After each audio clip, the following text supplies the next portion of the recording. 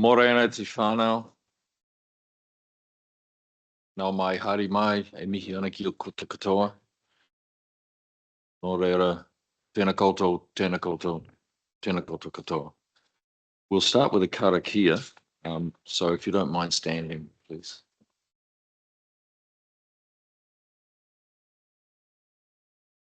Tutawa mai I runga, tutawa mai I raro, tutawa mai I roto, tutawa mai I waho, kia tau ai te Māori tū, te Māori ora ki te katoa, haume e, ui e, tae ki e, ngā mihi nui. Thank you.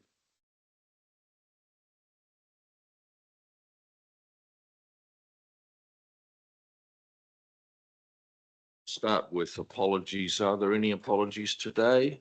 Looks like there are none. John Grant, I'm sorry. Missed him.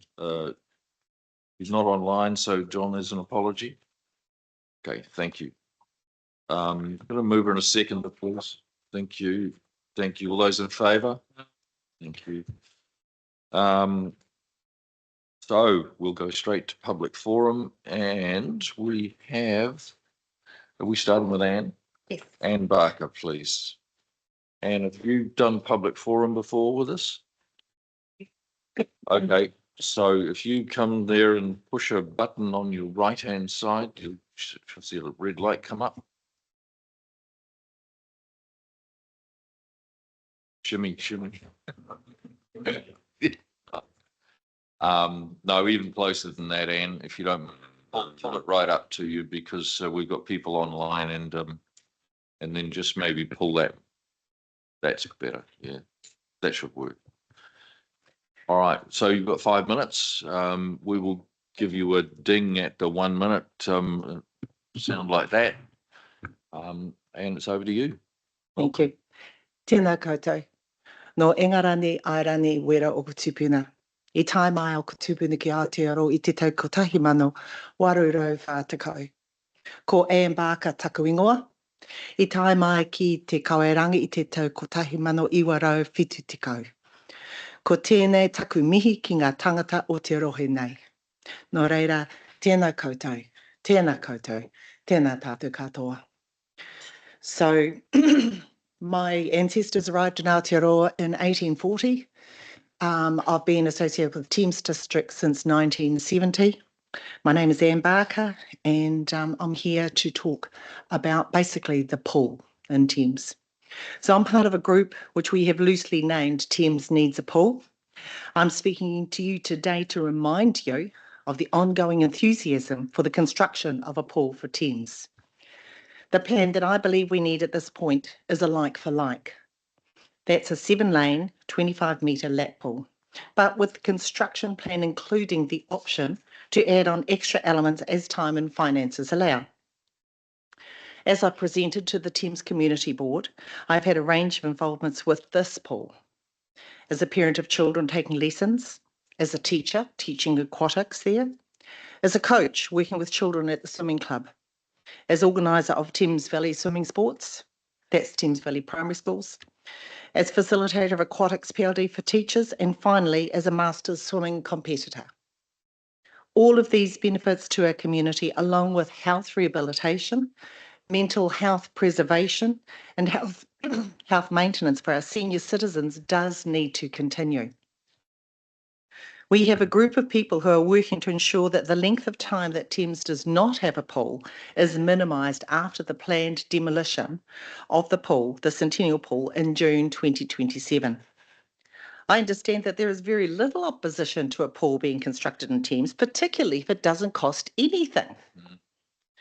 And I'm not suggesting that we have a marvellous benefactor who is willing to pay all costs, but I am asking the Council to commit to a stage 1 of a plan, as suggested above, so that in turn our group can approach potential funders with an outline of the pool plan to commence the fundraising process.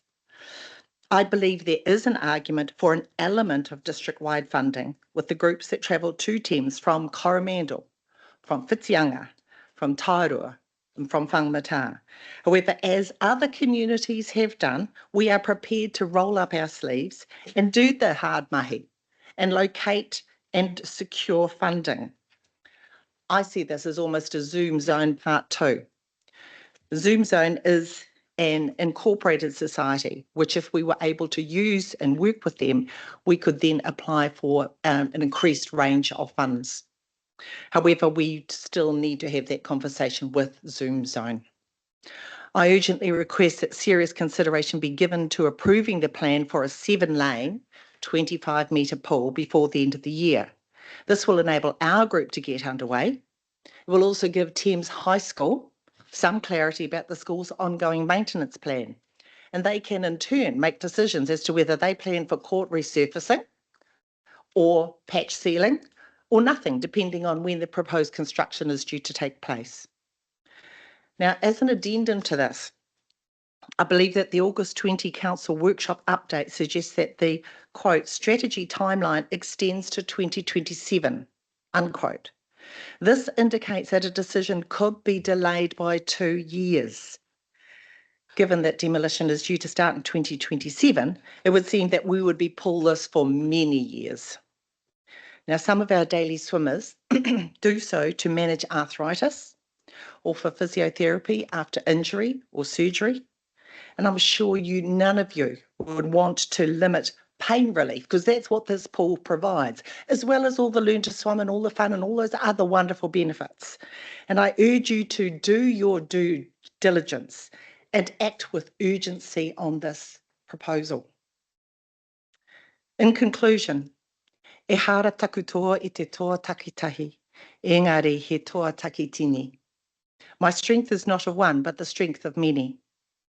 We are keen to offer our strengths to this kaupapa and ask that the council join with us to progress this project. Kia ora. And thank you. We'll open it for questions from councillors. Deli, please go ahead. Thank you, Anne, for your impassioned presentation. It was really wonderful to see your enthusiasm for the project.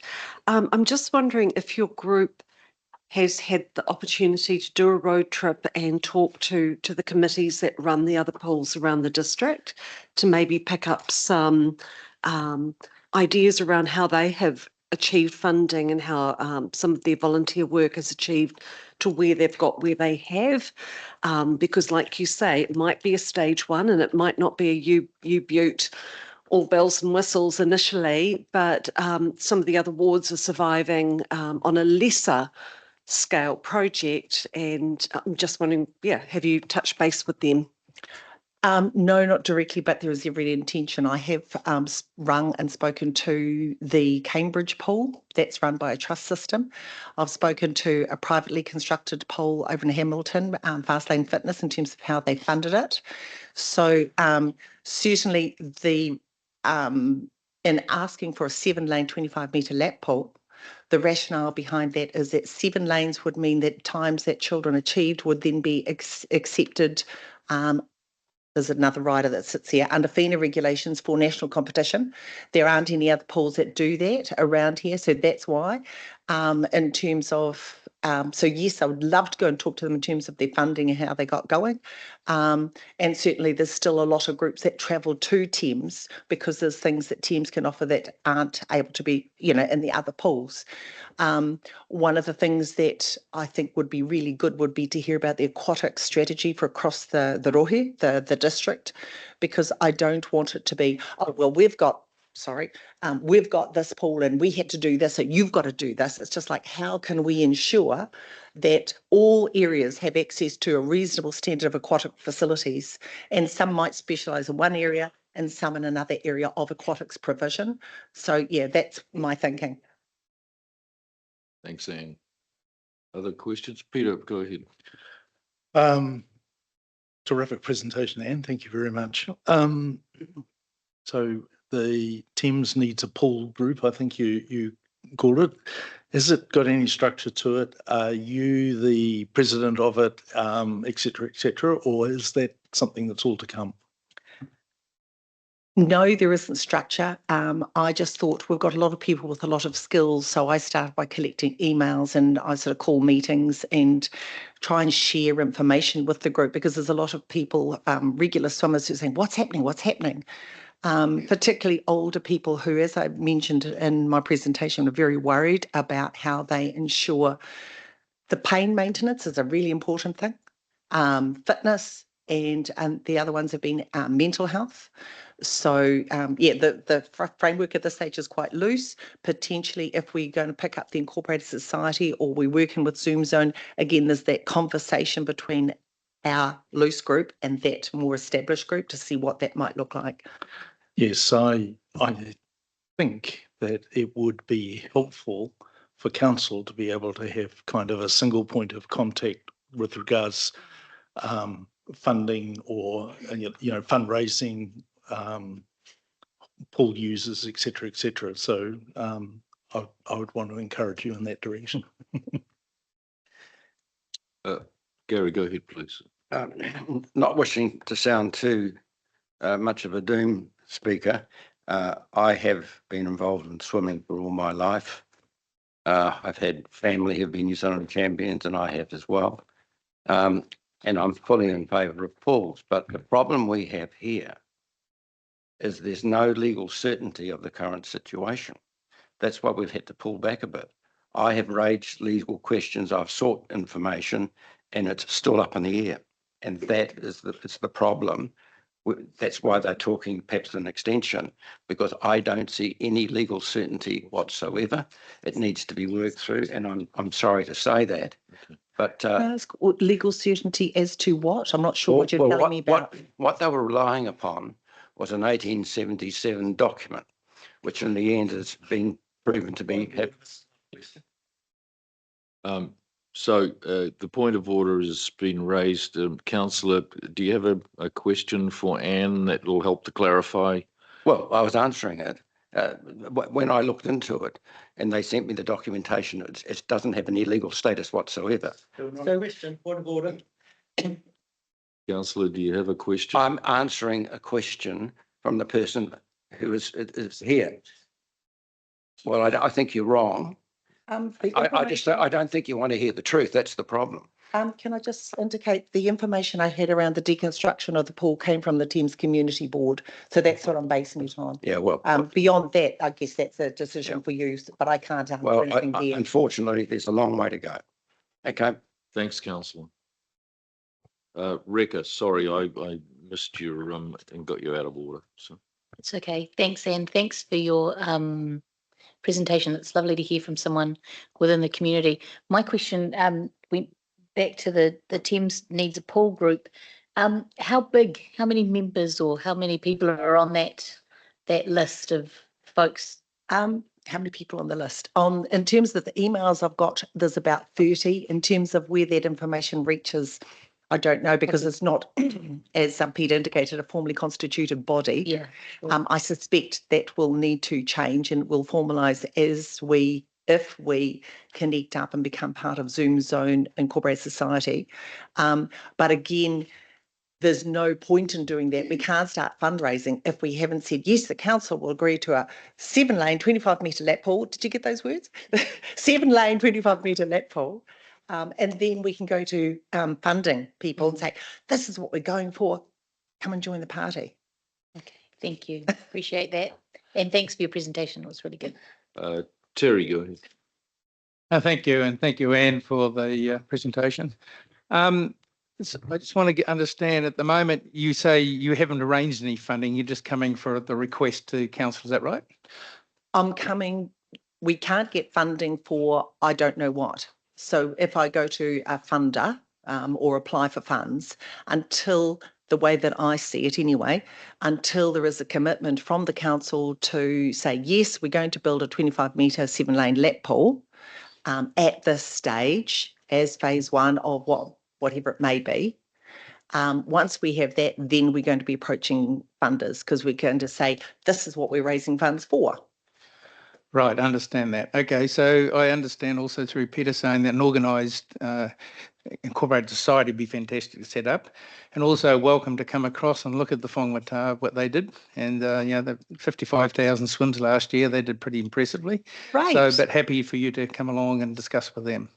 Can I even have a swim?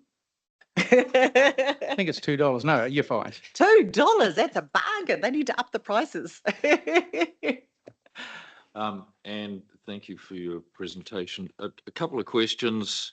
Have you had any contact with Community Waikato in terms of helping to put together a structure, whether it's a trust, a charitable trust, or incorporated society? No, Okay. Community Waikato being a group that does. They assist community groups with putting together their structures, and Ah.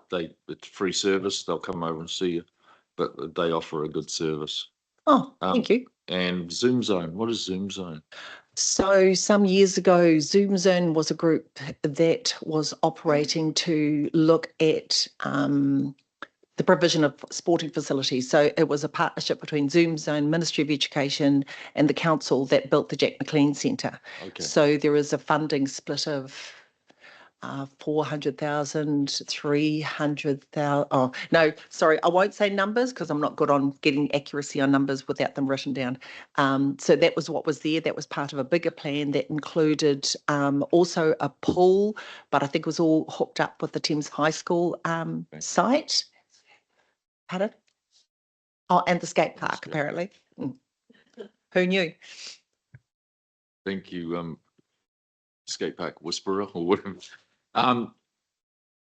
So Zoom Zone still exists in a formal sense. I'm thinking ahead of I'm getting a lot of emails from people who are saying the same thing. I would like to be able to send them on to you, but putting together a formal structure can take months, and getting a bank account set up can take months. So if I can forward those emails to you and we work with one group, as Peter Revel said, that would be really helpful to us. So look, why don't we leave it there? Maybe we can have a chat offline and I can start sharing those emails that I get. Sorry, Ricky. Yeah, sorry, just one last comment that the same invitation that Terry extended to you from Whangamata, absolutely Mercury Bay, we could absolutely facilitate that conversation. Mercury Bay Pool, is that the one on? Community pool on the school grounds. Already made of use of that pool. Oh, good. I haven't spoken to the people there, so I do need to come and talk to the people. Yeah, well, absolutely can help facilitate that happening. Yeah. Great, thank you. I am happy to be the contact point until we formalise anything else. Just in the interim, I don't know what framework that is. I'm not sort of speaking in advance of the group's decision. But at this point, I'm very happy to be the contact point, and I'll share my email address with whoever needs to know. All right, that's great. Thank you so much. Okay. Well done. Thank you, Anne. Kia ora, thank you. We've got Greg, Screen Waikato are not here yet? Or are they online?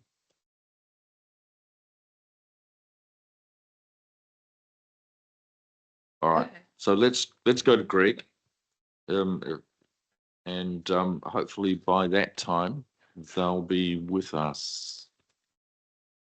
Greg, welcome. Morena, Your Worship, Council and staff. I'm Greg Hampton and I'm here to talk about the Sub-Regional Aquatic Centre project, which is what it is called in Council's project terms. I support everything that Anne has said, but I don't think at this point in time that Council should lose sight of the bigger picture and the reports that will be coming to you for decision making in the coming months. The need for a replacement Thames swimming pool has been repeatedly raised and considered by this council for the past 20 years. Over the past 2 years, at least 5 project studies have been undertaken by leading consultants. Those studies amount to a comprehensive body of research and evidence to inform decision making, and I'm sure have come at a considerable cost. My understanding of the current status is that the Thames Community Board has recommended to Council that a $26.2 million replacement facility be built on the grounds of Thames High School. The Thames Community Board have indicated informally that any new facility is likely to be unaffordable if funded solely by the Thames Ward. More recently, Council's workshop of the 20th of August recorded that, quote, staff advised the report outlining options would be brought back in the new term with a strategy timeline extending to 2027. Some councillors raised concerns about the timeframe and proposed accelerating the process through a working group and enhanced governance oversight, unquote. The workshop notes are incredibly brief and therefore offer little public insight into what work is envisaged or what additional value would be delivered by another option analysis and strategy, given the extensive work that has already been undertaken. I concur with those councillors who have concerns about the timeframe. The 2027-37 long-term plan is due to be adopted by the 30th of June 2027. The public could be forgiven for thinking that the can is simply being kicked down the road. I offer some key points from the TCDC studies. A like-for-like Thames pool facility is not considered fit for purpose to meet current and future aquatic needs. A sub-regional or district standard facility, if funded solely by the Thames ward, would add $1,273 per ratepayer to Thames annual rates, as opposed to $245 per ratepayer if funded by district.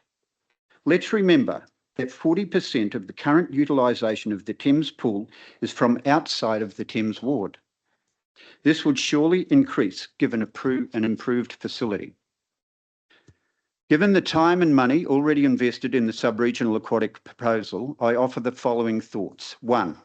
Aquatic facilities are the most expensive recreational assets to build and operate.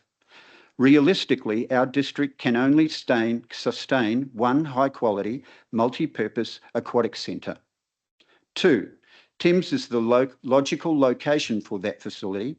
It is central and well connected within the sub-region.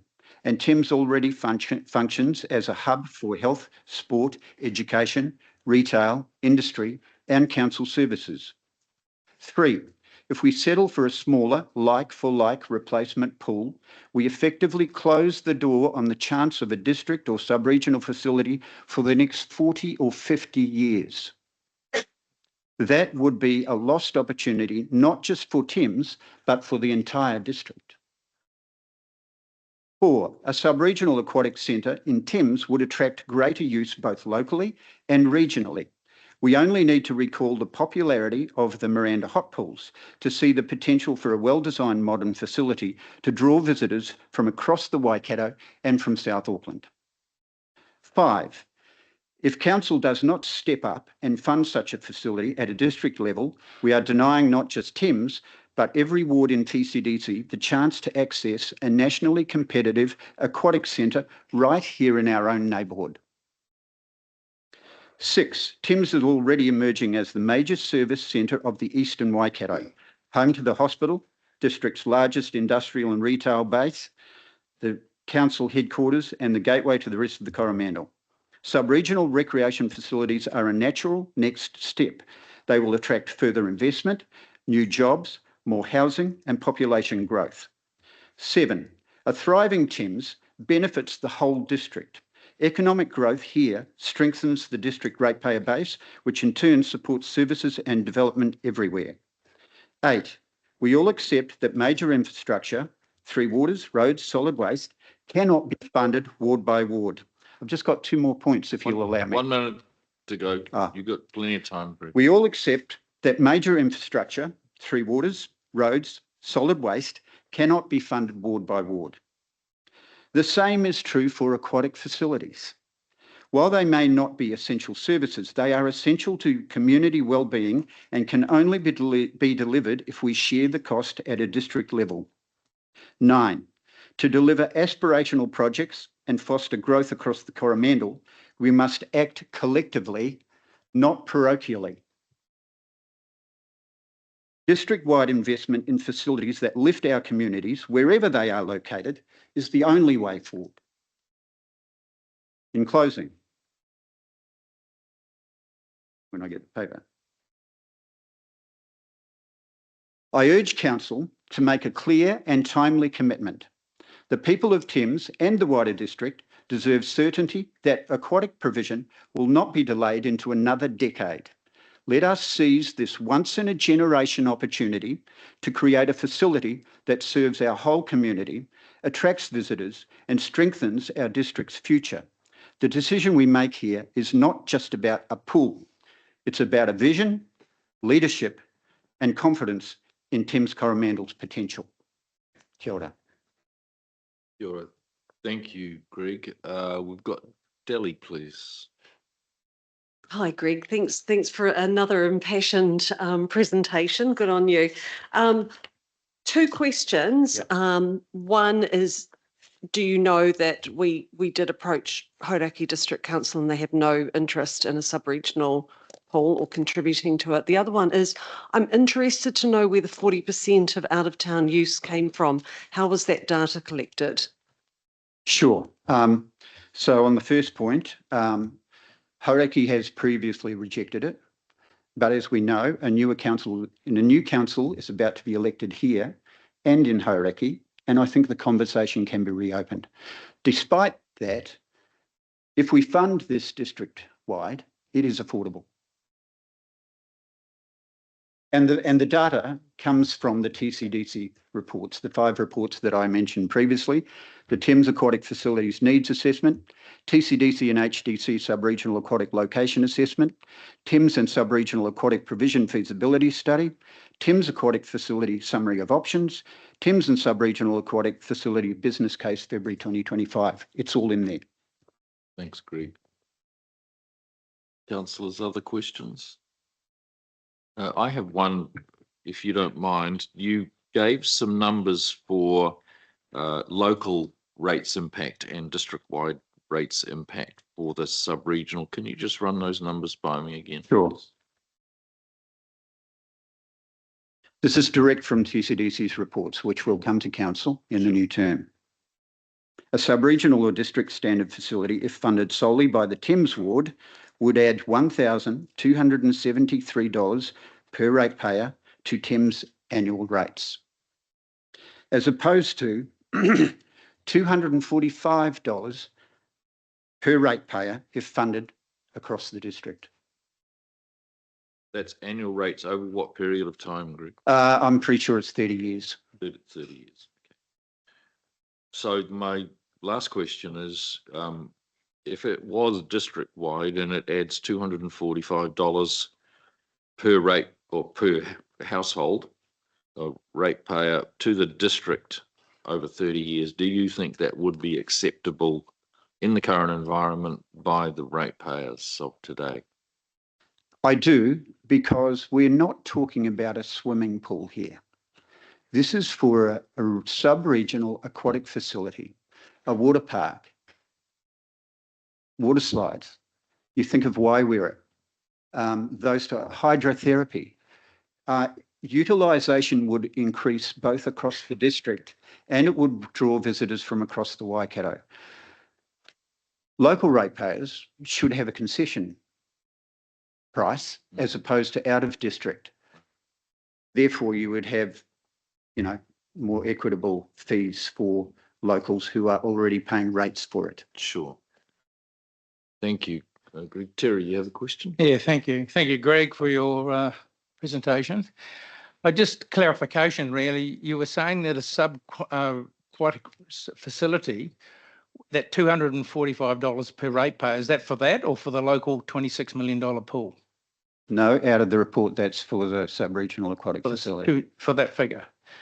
The other one, are you aware of we had a report come to council, and it should be in the reports there, of a professional who came to council and says, if people travel beyond 20 minutes, it'll be difficult to make them use the pool. They won't come and use the pool. Are you aware of that?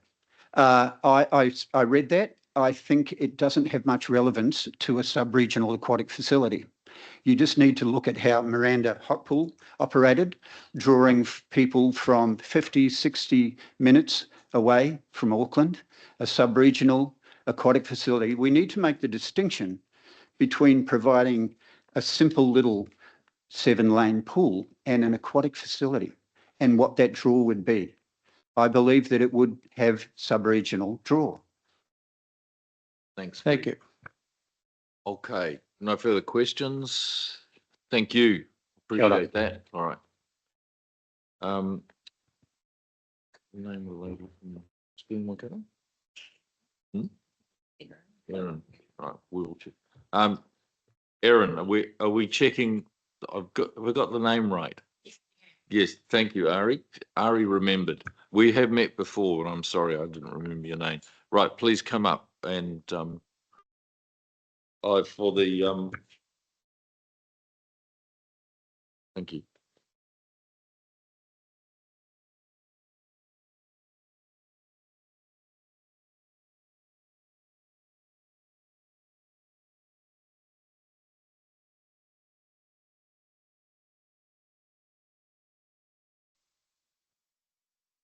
Look at that. Thank you. That was fast and easy.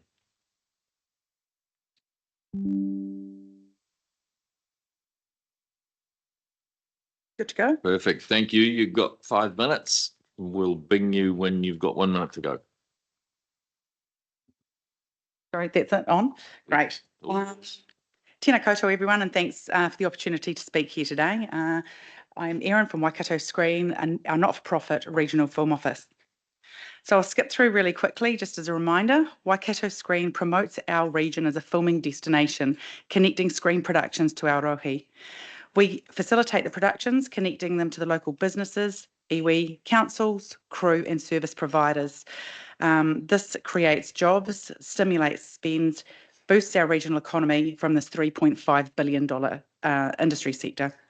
Our purpose is not just to attract the productions, but to ensure the communities benefit directly from every one of them that comes here. So your return on investment, thank you for your support. We really appreciate that TCDC does now support us. Your investment was $15,500 annually into our operations, and this has helped us generate 2.6 million direct economic benefits specifically to your district. That's a return of $168 for every dollar invested.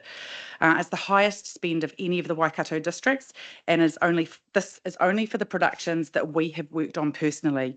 The latest figures supplied by Taitaki Auckland through Infometrics is that the screen sector spend is now worth $54 million to our region. Major achievements. We delivered all that we said we would, and we fulfilled all our agreements. We hosted in your area this year the Netflix East of Eden, which is due to be released in early 2026. We had Celebrity Treasure Island, and of course we have celebrated the release of the Apple Chief of War, and if you guys haven't seen that, it's really, really good. Really impressed with Jason. From around our region, we also have supported Predator, the new Predator movie that's coming out, should hit the screens on the 6th of November. And of course, we had the filming, release, and the epic success of the Minecraft movie. So this year has been huge to us. For the TCDC, we've also assisted with international commercials that have come from China and the Netherlands, and we've pitched a range of locations for international productions. We regionally assisted with TV series like The Gone, music videos, indie films, documentaries, TV shows, corporate videos, and that's just a few. Our non-production work this year has included the creation of our website, which shares over 600 locations images, 80 of which are Thames-Coromandel. It hosts a comprehensive business and crew directory among some of its many features while we are inviting productions here.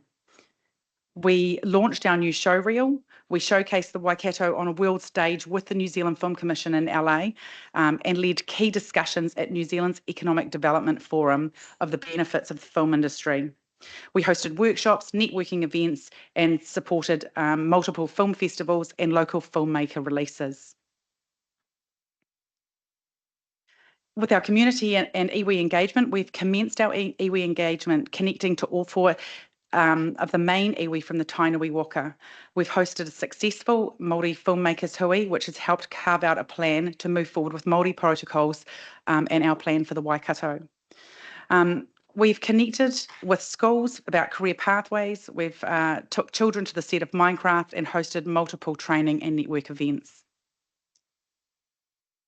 Our KPIs, that's just to show the increase that we've had year on year. So we had 47 film-related inquiries, which is up 24%, 140 crew that have registered with us, in total, which is up 66% from the previous year.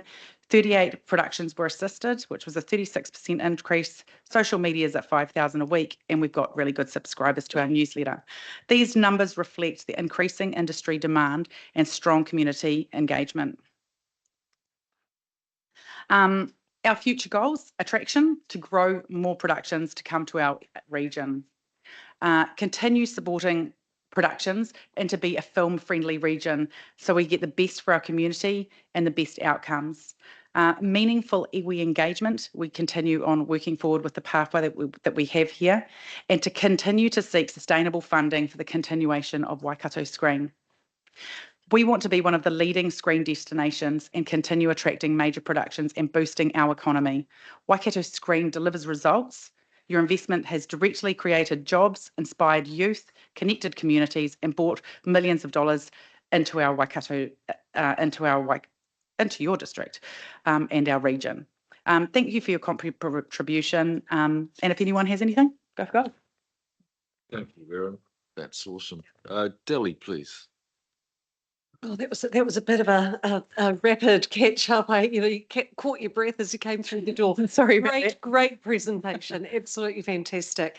Hey, just jumped on your website and had a look at the directory and the locations and things.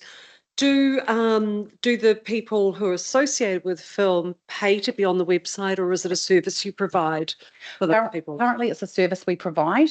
We definitely, for our crew, need to be engaged. Our crew was fragmented, and we came across as not a strong region, and so we want to promote our people, and that should be a free service, and that's why they're paying taxes. Talk with that. Yeah. With businesses, we're looking at having a levers. We're only new, so it's 2 years we've been funded. And we're looking at having more a tiered service engagement. If they want more promotion, they'll have to pay for it. So that's coming. And that's savvy. That's going to bring you some income as well. Yeah, to be honest, probably not very much because people will stay at that lower tier if they can. So we'll see what we do, and we are looking to get more income through that income streams. Thank you. Thanks, Deli. I have a couple quick ones, if I may. Trump's tariffs directly aimed at the film industry in locations which are not America. Have they had any effect on you? Yeah, they have, to be honest. Originally, we thought they didn't. It just causes instability. In saying that, we've got major productions coming into New Zealand, so they don't seem too deterred. I think people gulped to begin with because they were unsure of how it would impact them. He did say that on the day that he also said he wanted to be the Pope. So it did cause to show his instability. He wanted to be the Pope.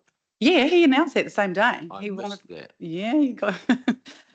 So he mentioned when the Pope died, he wanted to be the Pope. Anyway, so he legally, it's going to be a real legal struggle for him to push this through, and it's also going to be to the detriment of America if they close down sort of film production and they're not getting the quality that comes through. There's other parts to the industry, like actually showing the production to their people, which is going to impact on their economy. So I think he's thinking it through, but it has definitely caused an issue on the back of the screenwriter and actors strikes. So it has slowed things down. And saying that, I think New Zealand's getting its fair share of production still.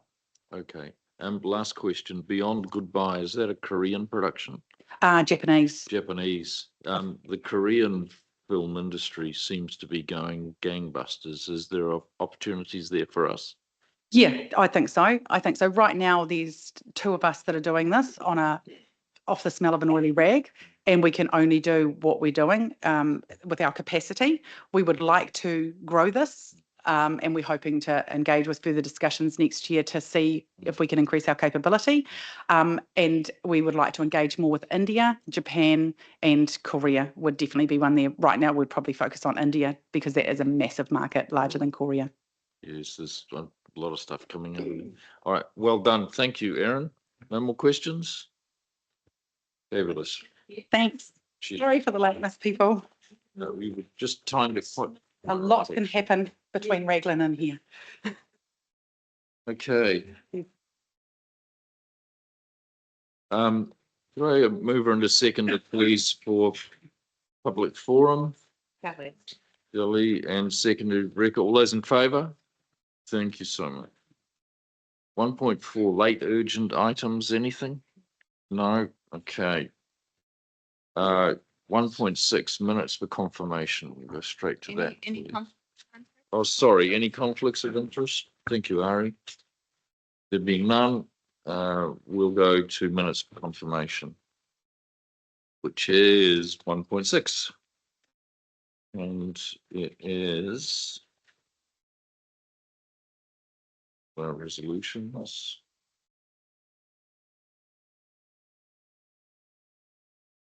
Oh, page 4 in your agendas, we've got the resolutions. What I'd like to do is take one on page 4, 1 and 2, receiving the minutes as a block. So if I could get a mover and a seconder, please.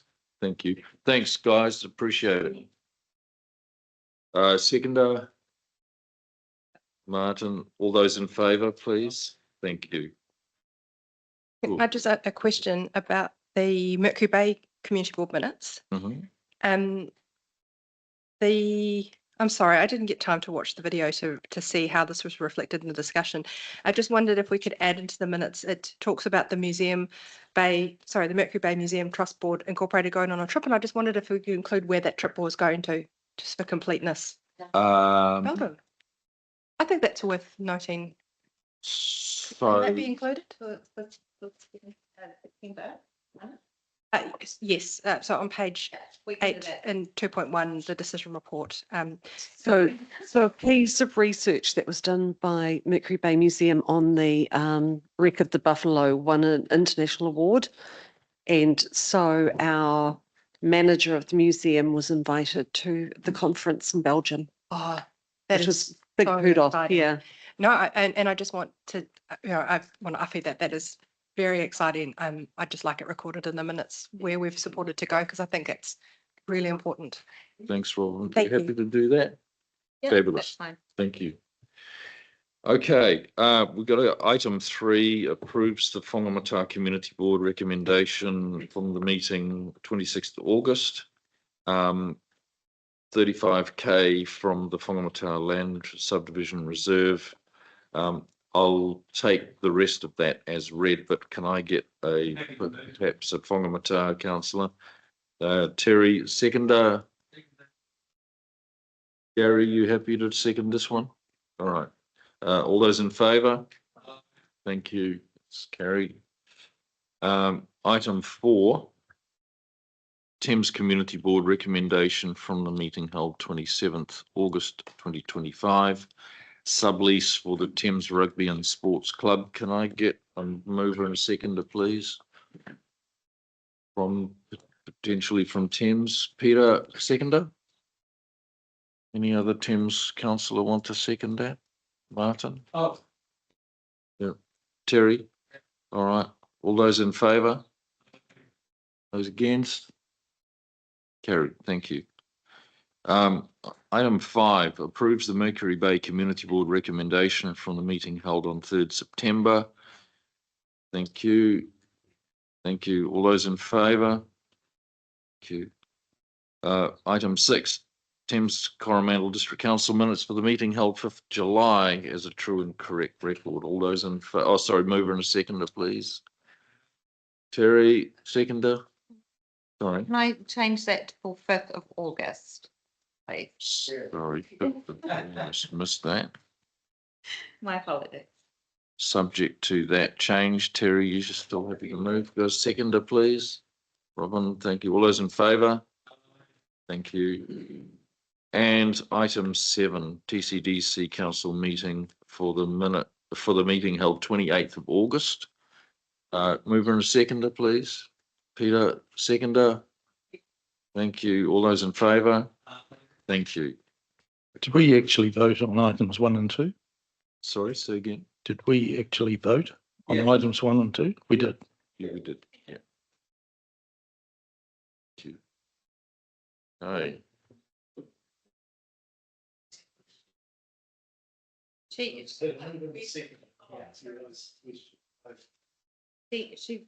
has to post the motion being put.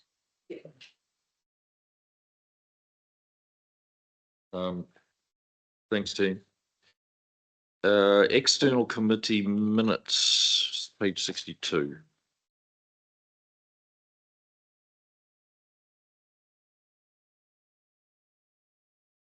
Item 1.7. As this is me, it's Hauraki Golf Forum, I'll move it. Thank you.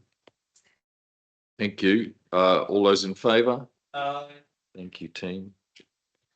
Item 1.8, workshop notes for receiving on page 73.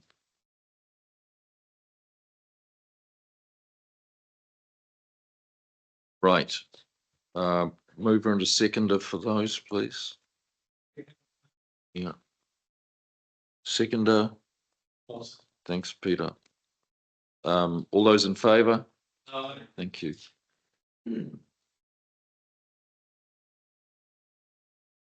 So I just one question, that medical school presentation, is that something that was made available to the public, the actual presentation itself? Do we know that?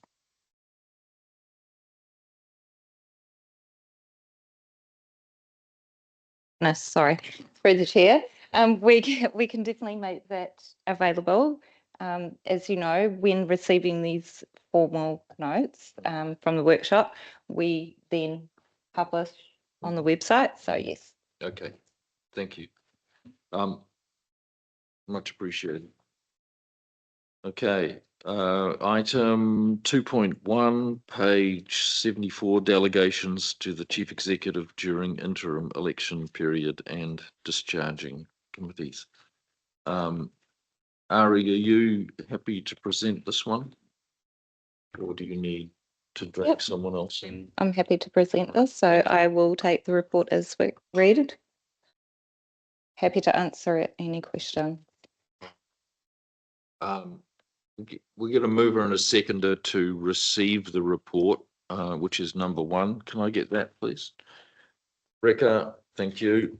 Martin, all those in favour of receiving the report, item 1? Thank you. All right. We'll go to item 2, and any discussion or questions for Ari, team? I think Terry has one. Terry, go ahead.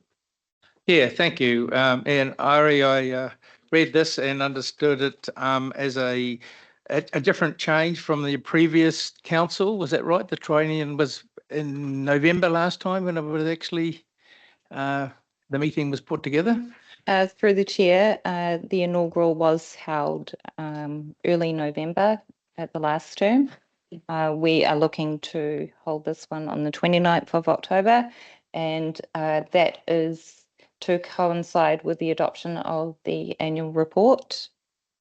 Thank you. And so you brought it closer. It's come down in time frame. Okay. Yeah. Thank you for that. As Ari knows, I think I brought it to her attention. There's a period where I think it's probably due to the legislation we have the problem. It's not our problem, it's the legislation's problem.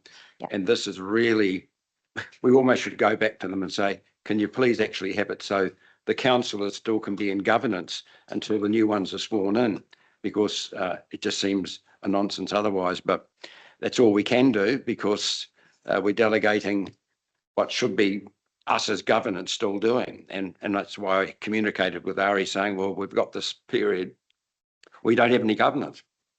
So anyhow, I just alerted, and that's life. Yeah, so if it's any consolation, this is the 6th time I've done this. And in the previous 5 times, none of the powers have been used. So you'll see there's some safeguards in there around consulting with the mayor and then having to report. This chief executives don't go crazy with this stuff in this period and do things. Generally, they try and do as little as possible and store as much up for the incoming governance. So hopefully that's some comfort to you. Can I just make one more addition too? There's also another delegation. Well, it's not it's framed as something different, but it's the ability to declare emergency events, and that doesn't come while the seating committee continues. The mayor needs to make a delegation separately outside of this process for the power to declare an emergency, but to the sitting member of the CDM committee. So that'll come through the mayor's office as a separate sign off just for that period of time until council is sworn in. Would that happen even if the mayor isn't sworn in? Yep. Okay, all right. Thank you. Any other questions? Robin, go ahead. No, I was actually just happy to approve option 1, resolution 2 on page 75. Thank you. All right, so option 1, resolution 2 has been moved. A seconder, please. Martin. All those in favour? Carried. Thank you. Thanks, Robin. Okay. Annual Dog Control Report, item 2.2, page 79. We're looking for Alice, and I know she's here.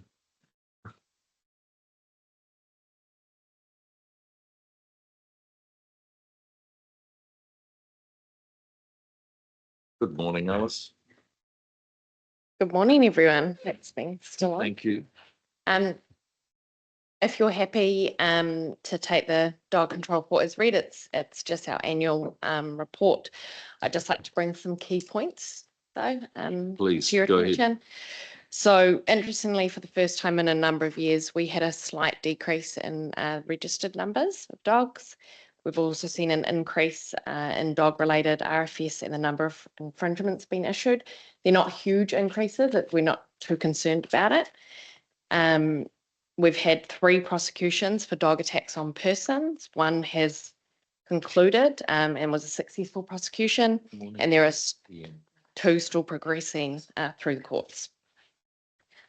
We ran our annual education campaign, Lead the Way, again, which was successful, and we had about 700 educational interactions with dog owners across the district, and we're planning to do that again this year in November and December. And that's me, but I'm happy to ask some questions, answer some questions. Fabulous. Thank you, Alice. Any indication of why the numbers have reduced? Of registration? During the COVID period, we did see a number of people get dogs for companions, and that was seen across the country. We have started to see that reduce. So I believe it might just be something that's might be coming back to a pre-COVID norm. Sure. Thank you. Deli, go ahead, please. Thanks for the report, Alice. What was the general response from folks who were approached for an educational interaction? Was it quite well received? What's your impression from staff? Yeah, it was pretty well received. We had debriefs every week with the team to make sure that the messages were right. We had different messaging like, pick up after your dog, have a lead, understand our signs, and generally it was received really well, and we received some emails and calls about that as well. Yeah. So I've got Martin, and then I'll come to you, Peter. Thank you. Hi. So I noticed bottom of page 86. So the infringements seem to maybe not quite double, but get close to double. And then you've got that list of infringements up above. So what was the main, was it just sort of increases across all of those generally, or was there something that you specifically targeted which resulted in more infringements? So the main increase, there was a big increase in the failure to register your dog. So we ran quite an intensive campaign around that, and then we're very proactive in following people up. So other councils in the wider Waikato have had ended up with, I think,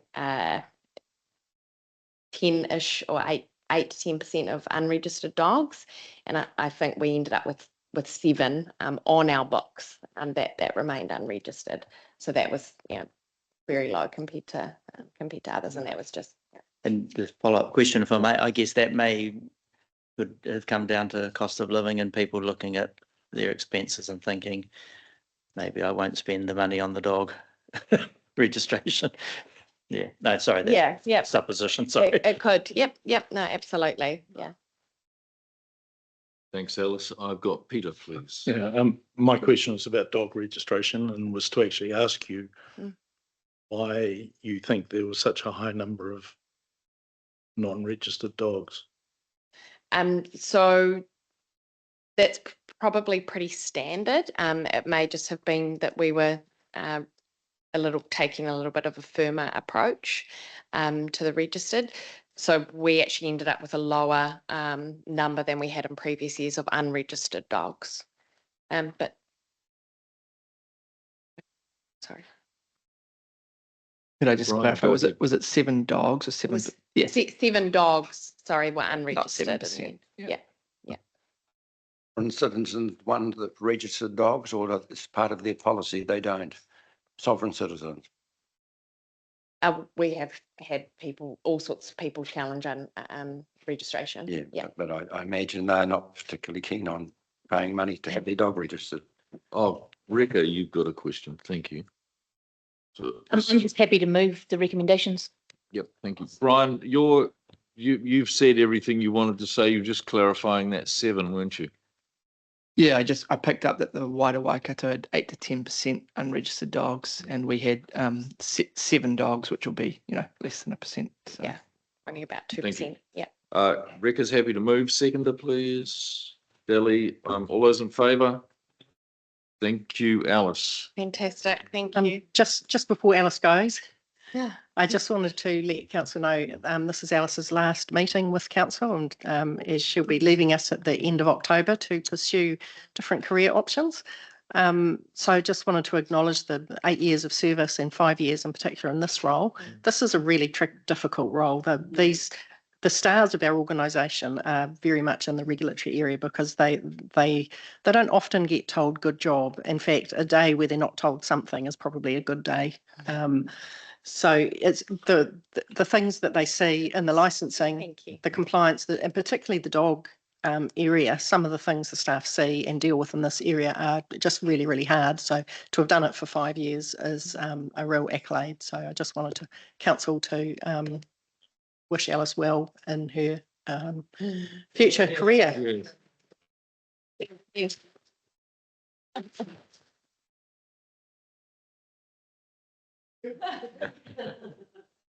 Thank you, Alice. Well done. And good luck. Okay. We're at 10 o'clock. The schedule says break for morning tea, and I'm quite keen to do that because I need coffee. Right, so we're going to take a 15-minute break, come back at 10:15 a.m. and then rock through the rest of it. All right. And John's on his way. John, where from? The airport. Awesome. Good on him. All right, Dave, 15 minutes, 10:15 a.m. Got everybody. For this, we're going straight to item 2.3, capital expenditure carry forward requests. We need Mo and Jeanette. There's Mo.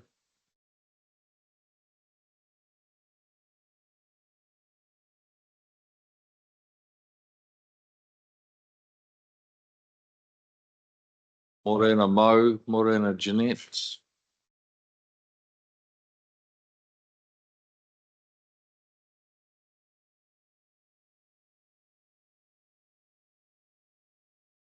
Hey, sorry, I'll get myself on the right page. I am on the right page. Cool. All right. So we might hand straight over to you, Jeanette and Mo, to present this report and give us some background, and then we'll look at the resolutions. Thank you.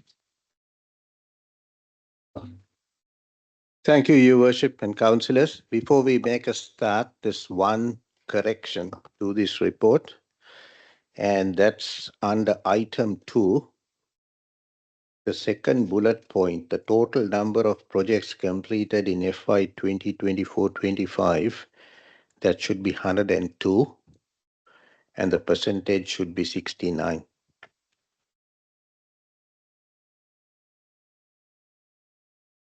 So just to take everyone through, the purpose of this capital expenditure report, which is a joint report from Janet and I, is to request a carry forward of capital funding from FY 24-25 to FY 25-26.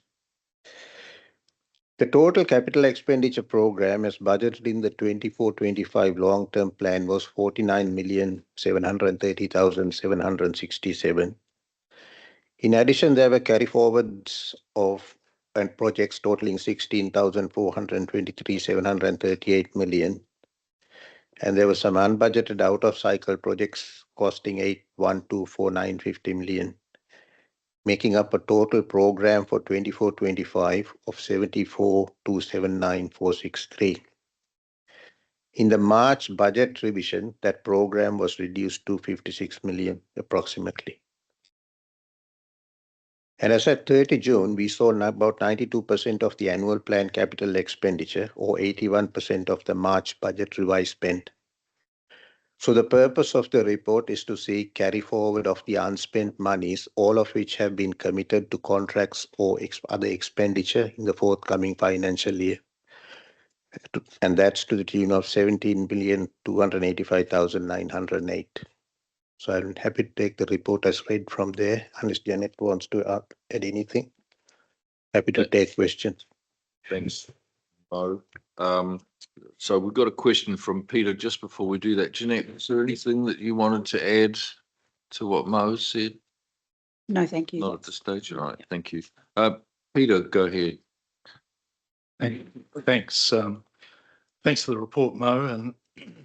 And I think the purpose of the report is to request that the council approve the carry forward of 17 odd million so that the projects can be done in this current financial year.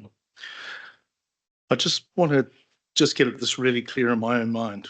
So when we embarked upon the 24-25 year that's just finished at the end of June, we set about to deliver $74 million worth of projects. Is that correct? That's correct. The annual plan had 49 million and there was 16 million coming from the previous year. And then there was some unbudgeted funding that was added during the year, which was later revised. Okay. And we have delivered about 2/3 of that. Which feels to me pretty similar to the situation we were in the year before. That we as a council sort of set out to do projects on behalf of our communities and we end up sort of doing 2 out of 3 of them. It depends against what the progress is measured against. So if you look at it against the annual plan, it's 81%. But if you look at it against the revised program, it is slightly less. But then there are also reasons that eventuated throughout the year. For a good example is the NZTA funding, like we programmed projects to happen. But then some of the funding got approved very late last financial year, so giving no time. And that's a significant component of the carry forwards that have been identified in the report. So I understand that we do a reforecast and so on, but the bottom line is at the beginning of the year, we set out to do task A and we end up getting 2/3. By the end of the year, we've done 2/3 of it, which I believe is a problem. I'd just like to flag that. And secondly, we're going to bring into this year 17 million of projects from or work from last year, which means we're planning to do this year another $74.2 million worth of projects. That wouldn't be totally correct because there are 2 projects. One is for a financial reason and one is for a budgetary reason, will not get done in 2025-26, but we can't leapfrog financial years. So it's reflected in this financial year. So the first one is Thames South. There were some delays in land acquisitions in Thames South in the last financial year, which has since been resolved.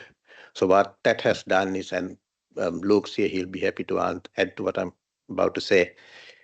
We need to refresh the funding, but from 24-25, we can't rephase the funding to 26-27. So that's included in the 25-26 budget, but that'll get rephased to the following financial year. The second one is the Thames clarifier. There was a budget allocated and we went out to market. The price came in at double what was in the budget and it was not sustainable. So there is like, for example, something like 860,000 in 25-26 for the Thames clarifier. And the staff we wish we push the whole program into the next LTP rather than seek additional funding. So there are a few challenges within those budgets. And I understand that there are always challenges with projects, but at a high level, we set out in 24-25 to do 74 point something or other million. We're now being told this financial year it's going to be 74 point something or other million. We haven't got a great track record, have we, of hitting, of spending and delivering on the projects. We are getting better at what we do. If you recall, Luke mentioned at one of the previous council meetings, I think it was when the March revision was done, we're trying to turn a ship that's sailing by 180 degrees, and that's not an easy exercise. Councillor, I think Mo's answered that question quite comprehensively. I've got other questions coming, so we'll move on. I think Terry and then Rico. Yeah, thank you, Mo. Thank you for the report. I just note on the list of those projects that are going to be rolled over, the water meters at Whangamata aren't on there. Are they going to be done this year then? Yep, finished. That's funded. That's funded. There was no funding for Whangamata water meters in the year 24-25. The funding starts from 25-26. Starts then? Yep. So there was nothing to carry forward. But that's this year? Yes. And they'll be finished by the end of this year? It'll probably take 2 years. 2 years? 2 financial years. Yeah, it's quite a large number. So they'll just roll over next year? It's a 5-year program off the top of my head. Brett's here, he can answer that. 5-year program, is it? Yep. But it's for the entire district, it's not. Through the chair, the universal metering project is actually goes through to the end of the current LTP and we work in area by area. The aim is to do Whangamata first and we will install the meters and then we will carry on into the 3rd year doing some of the unbundling that may be required. So that's starting this year. So it started 1 July. Yep. Okay. Okay. Thanks, Brett. Thank you, Mo. Rico, please, and then Martin. Thanks, Mo. I've got a couple of questions. The 13 projects that are around the 1.9 million that were not delivered and are not being proposed to be carried forward. So we haven't got a list of those. Can we understand what they are and why they're not going to be done?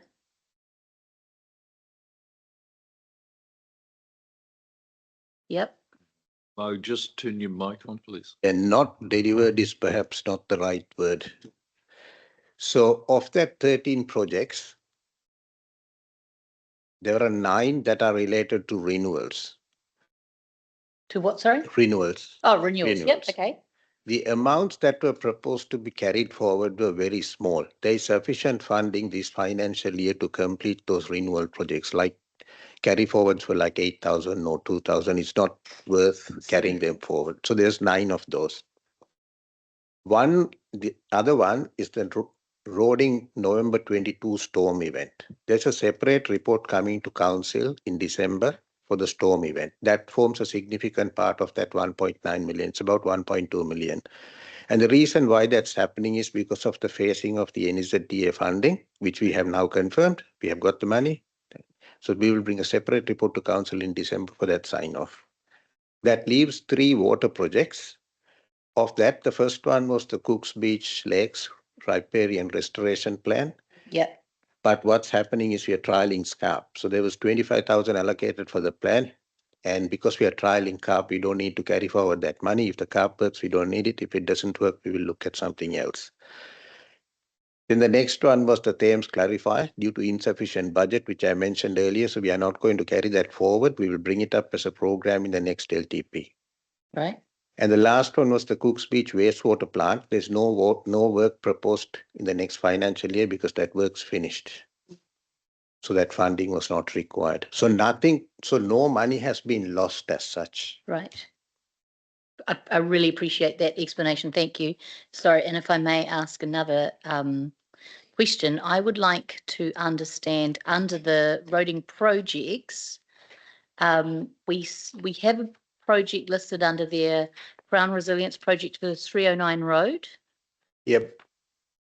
I wasn't aware that we were still going to carry on. Is that still got some Crown funding to do some improvements? We're still trying. We're trying. Yeah. Okay, perfect. I appreciate that. Now, wonderful news for Whangamata and their water meter installation. Mātarangi? Next After report, Whangamata. Yep. Okay, thank you. I appreciate that. Okay. Thanks for the report. Thanks, Mo. Martin, please, and then John Morrissey. Yes, I had the same question around those 13 projects. Would it be possible for because there's quite a lot of list of other information in there, would it be possible to put that 13 projects in there? Because I suspect if Councillor Gary Percival had that question and so did I, then there might be others that would be interested in what those ones, and it might save some requests for people asking what it was.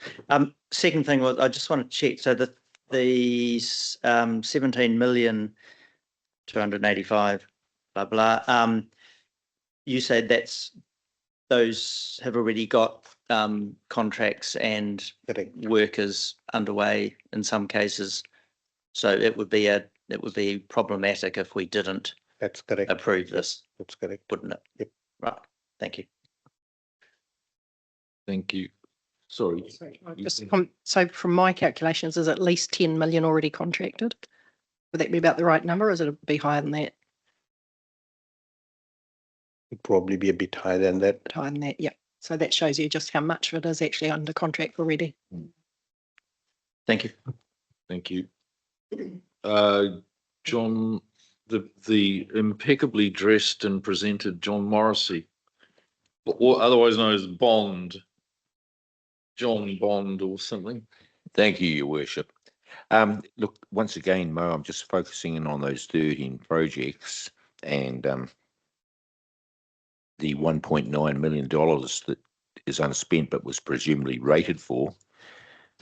Where's that money going? What's happening to that money, please? So I'll come back.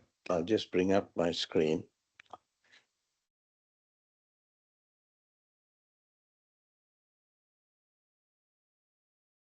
Of that 1.9 million, a significant component, about 1.245 million, or about 65% of that is related to the November 22 storm event.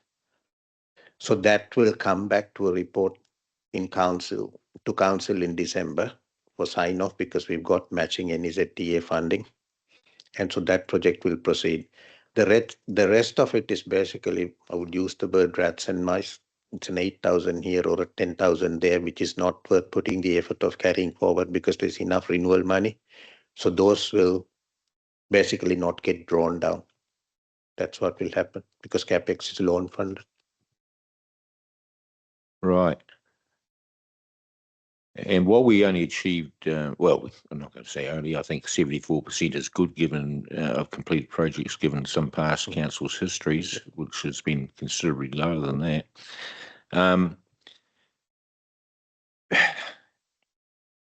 I right in recalling that this council actually decided to take a bit of a punt and drop the rates increase on the understanding that we were going to do less capital work? Am I right? I'll let Peter Bridgewater answer that question. Peters. Yep. You are. That was part of our discussion around the annual plan. Yeah. And so that was in relation to the assumed total level of capital delivery, where it was reduced to 75%. So from this, we hit about that updated level. And that was my recollection too. And so that was a good bit of work by you. You're within 1% of where we actually did eventually end up when we took that punt. So we actually, this council decided in order to have a less impact on the rates to settle for about a 75% achievement rate. So spot on staff. Thank you, John. Well noted, councillor.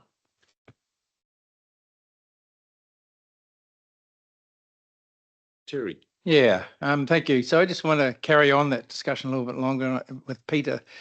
Councillor Revels talking about our ability to complete this capital works program.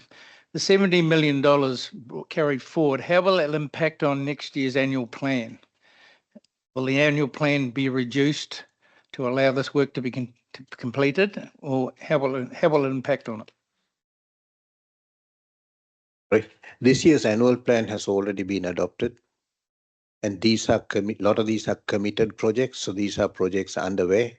But when they will be completed, and how will it impact on the budget for the following year? You say it's already in there. I'll defer that to Peter. So our annual plan had an updated capital program of about 56 mil. So this will add to that. Add to that. Similar to this last year that's just finished. So we're back to around about a 75% completion rate for the following next year. The actual completion rate will depend on the overall delivery, but we're up to a 70 odd mil overall capital program. Right. Through the chair. The difference between last year and this year is that we actually didn't have too many new projects coming on board. We've got quite a few projects that were started last year and we're continuing to work on this year and outwards if they're multi-year projects.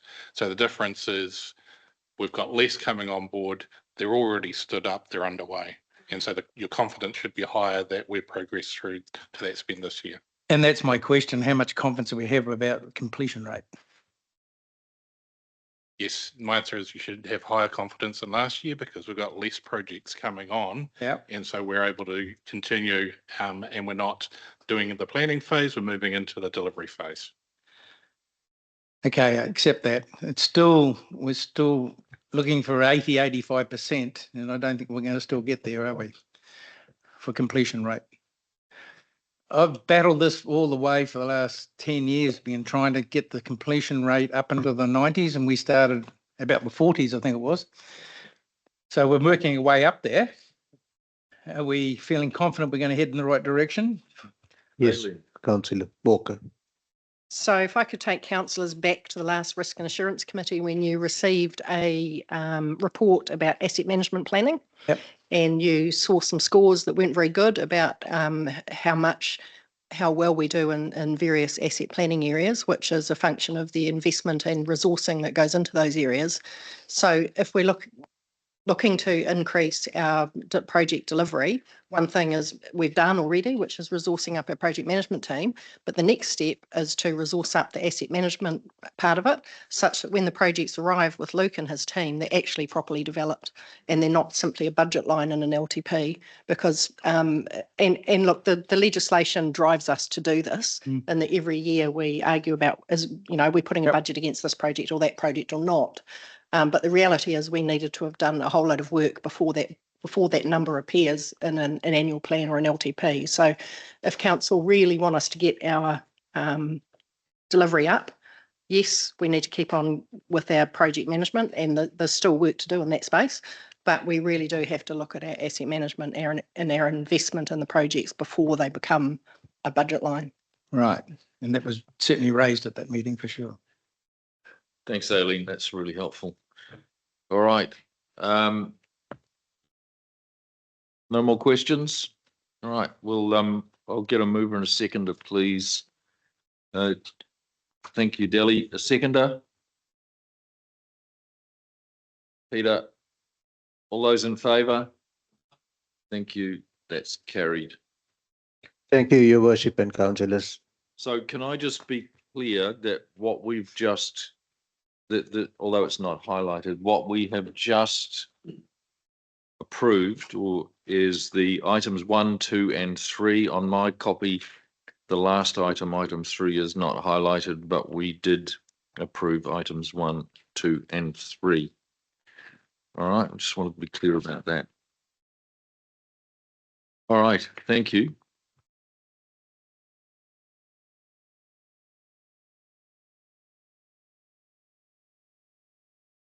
Next one is item 2.4, adoption of the draft community grants and service agreements.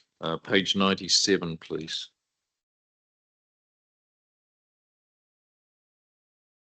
Welcome, Dean. Hiya, Rose.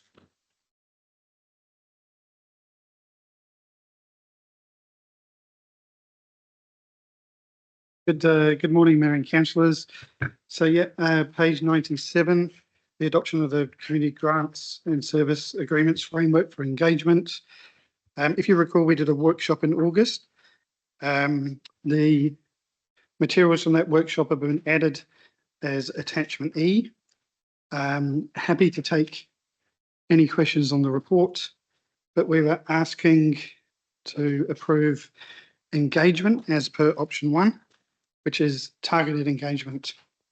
And that's set out on page 102 and 103 of your report. Thank you, Dean. Rose, did you want to add anything at this point? Thank you. All right.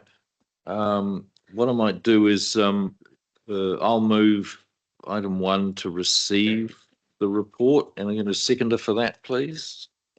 Just to receive. Nobody? Yep. Deli, thank you. All those in favour to receive? Thank you. All right, I'll open it for discussion, please, around the proposal option 1.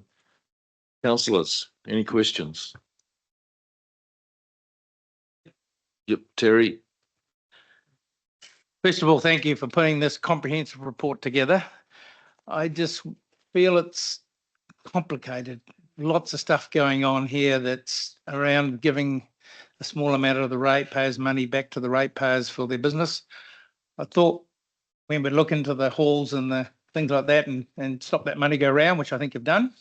So I'm on board with that, but there's so many conditions and whether they can fund for this and can't apply for that, and even things around, I remember we funded some defibrillators and then there's no defibrillators now about to fund. So are we on board about what we can do and what we can't do, and are we overcomplicating it? I do note on one of these on page 102, it talks about, I'll just get to 102.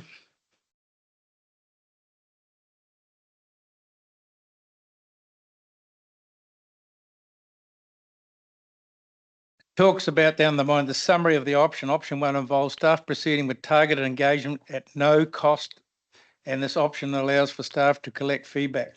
What does that mean at no cost? Is there money in the budget to do this? Good question. To respond to that, what we're saying is that the cost can be covered by staff time. So we've allocated resource in terms of the area managers and district managers and a little bit of the economic development team to go and do that engagement with those people. It's worth noting that there are already relationships in place because some of those entities or most of those entities are already funded. So it'd be part of the catch-ups that the area managers would normally have with those grant recipients. Okay, and also talks about those groups they're going to engage with, and you've got separated out from obviously iwi and community groups and things. So how does that work? Do those groups, are they paid to come along to that, or are you just going to come along and talk to them? How's that consultation going to take place? Yeah, so again, it would be with the regular relationship meetings that are established.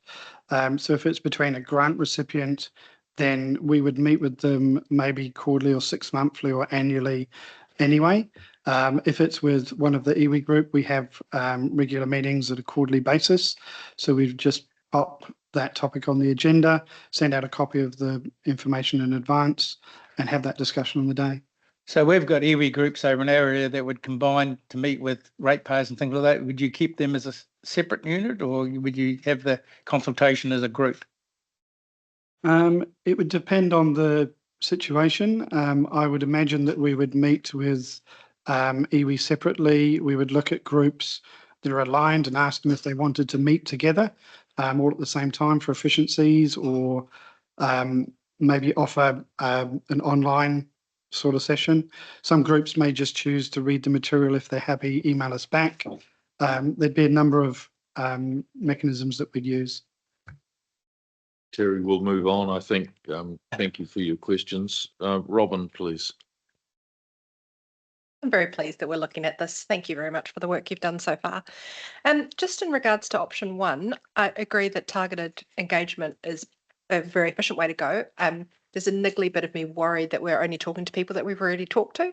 And so I just wondered if you had a comment about on page 103, bullet point number 2 at the very top, contestable grant applicants from 2021-22 and 23-22 to seek their feedback.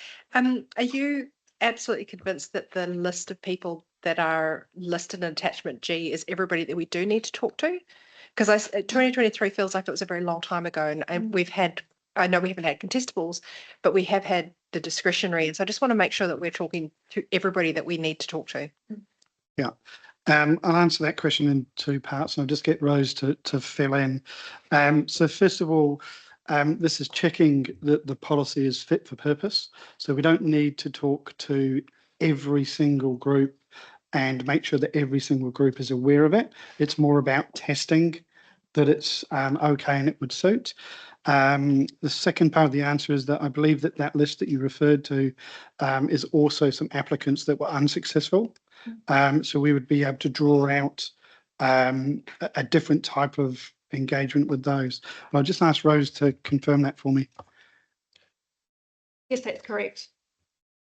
Thank you. Thank you. Question from Reka, please. Thanks for this. I can see, we talked about it at the workshop, and lots of work has gone into this. I feel like there needs to be a wider conversation around grants and perhaps something for the new incoming council. And I feel if we were to approve this as an outgoing council, we kind of leave them locked in. And I would really like to have, I know that we requested that this piece of work be done, and I would like to request that we let it lie and that a new incoming council have the opportunity to have a wider conversation around grants and look at this and see that it tracks within a direction that they want. I know that election cycles, it makes it very, very difficult. I'm just conscious that we leave them with something. And perhaps, and I know that we look back at conversations of what previous council left us. And so I think that would be a real courtesy. Just leave this on the table, let them come in, have a wider conversation around grants, look at this piece of work and go from there. That's my thoughts. I too tōku. Billy.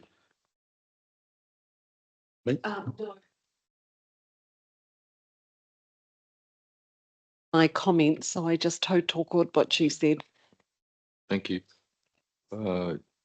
Martin and Peter, please.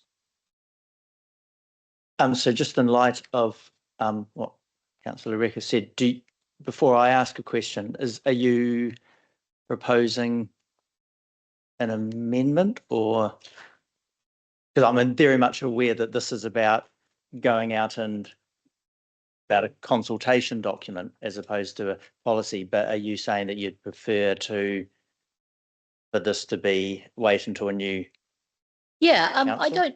Do we need an amendment, or can it just sit on the table, or we need an amendment? So perhaps I don't know. I'm just asking the room for their thoughts. I may be a lone wolf, but I have my buddy from Mercury Bay. It would be a procedural motion if you did decide to do that. I just didn't canvass anybody prior to this. You would support that? I think it just leaves the new council with some scope to have input into the way that they're going to work. Sorry, I'm just wondering me. if that consultation work goes out, but the document is for the new council with the results of of the conversations that have been had. So I've just interrupted, sorry, because I could see that as a solution to this issue. My concern would be that We'll the get to you, community Mark, would then I have a I just asked the staff a question. Generally, when we go out to consult something, we adopt for the purposes of consultation, Yeah. test it, and then come back and have it signed off. Yeah. Is that what we're intending? Yeah, so to answer that question, yes, we're intending to go out and have those discussions, come back to the community boards in January, February, come back to the council in February, March. I'll just make a couple of comments while I'm talking. Just before you do, so what I'd suggest is we rename it the proposed community grants policy. Yeah. Yep. Yeah, it's a great suggestion. We can do that straight away. We can also be really, really clear when we engage that this is proposed and the new council will need to look at its options. This is a suite of policies. We talked about it at the workshop, but you could choose to turn some off, turn some on, and that would be up to the incoming council. The only risk I see with deferring it, which would be an option for you, is that we need to progress the policy well ahead of the LTP in order to give ourselves and the recipients the time to get used to what it might be. So that's the only reason why I would say to leave it as it is, as proposed. Thank you. Martin, we are with you, and then we'll come to Peter.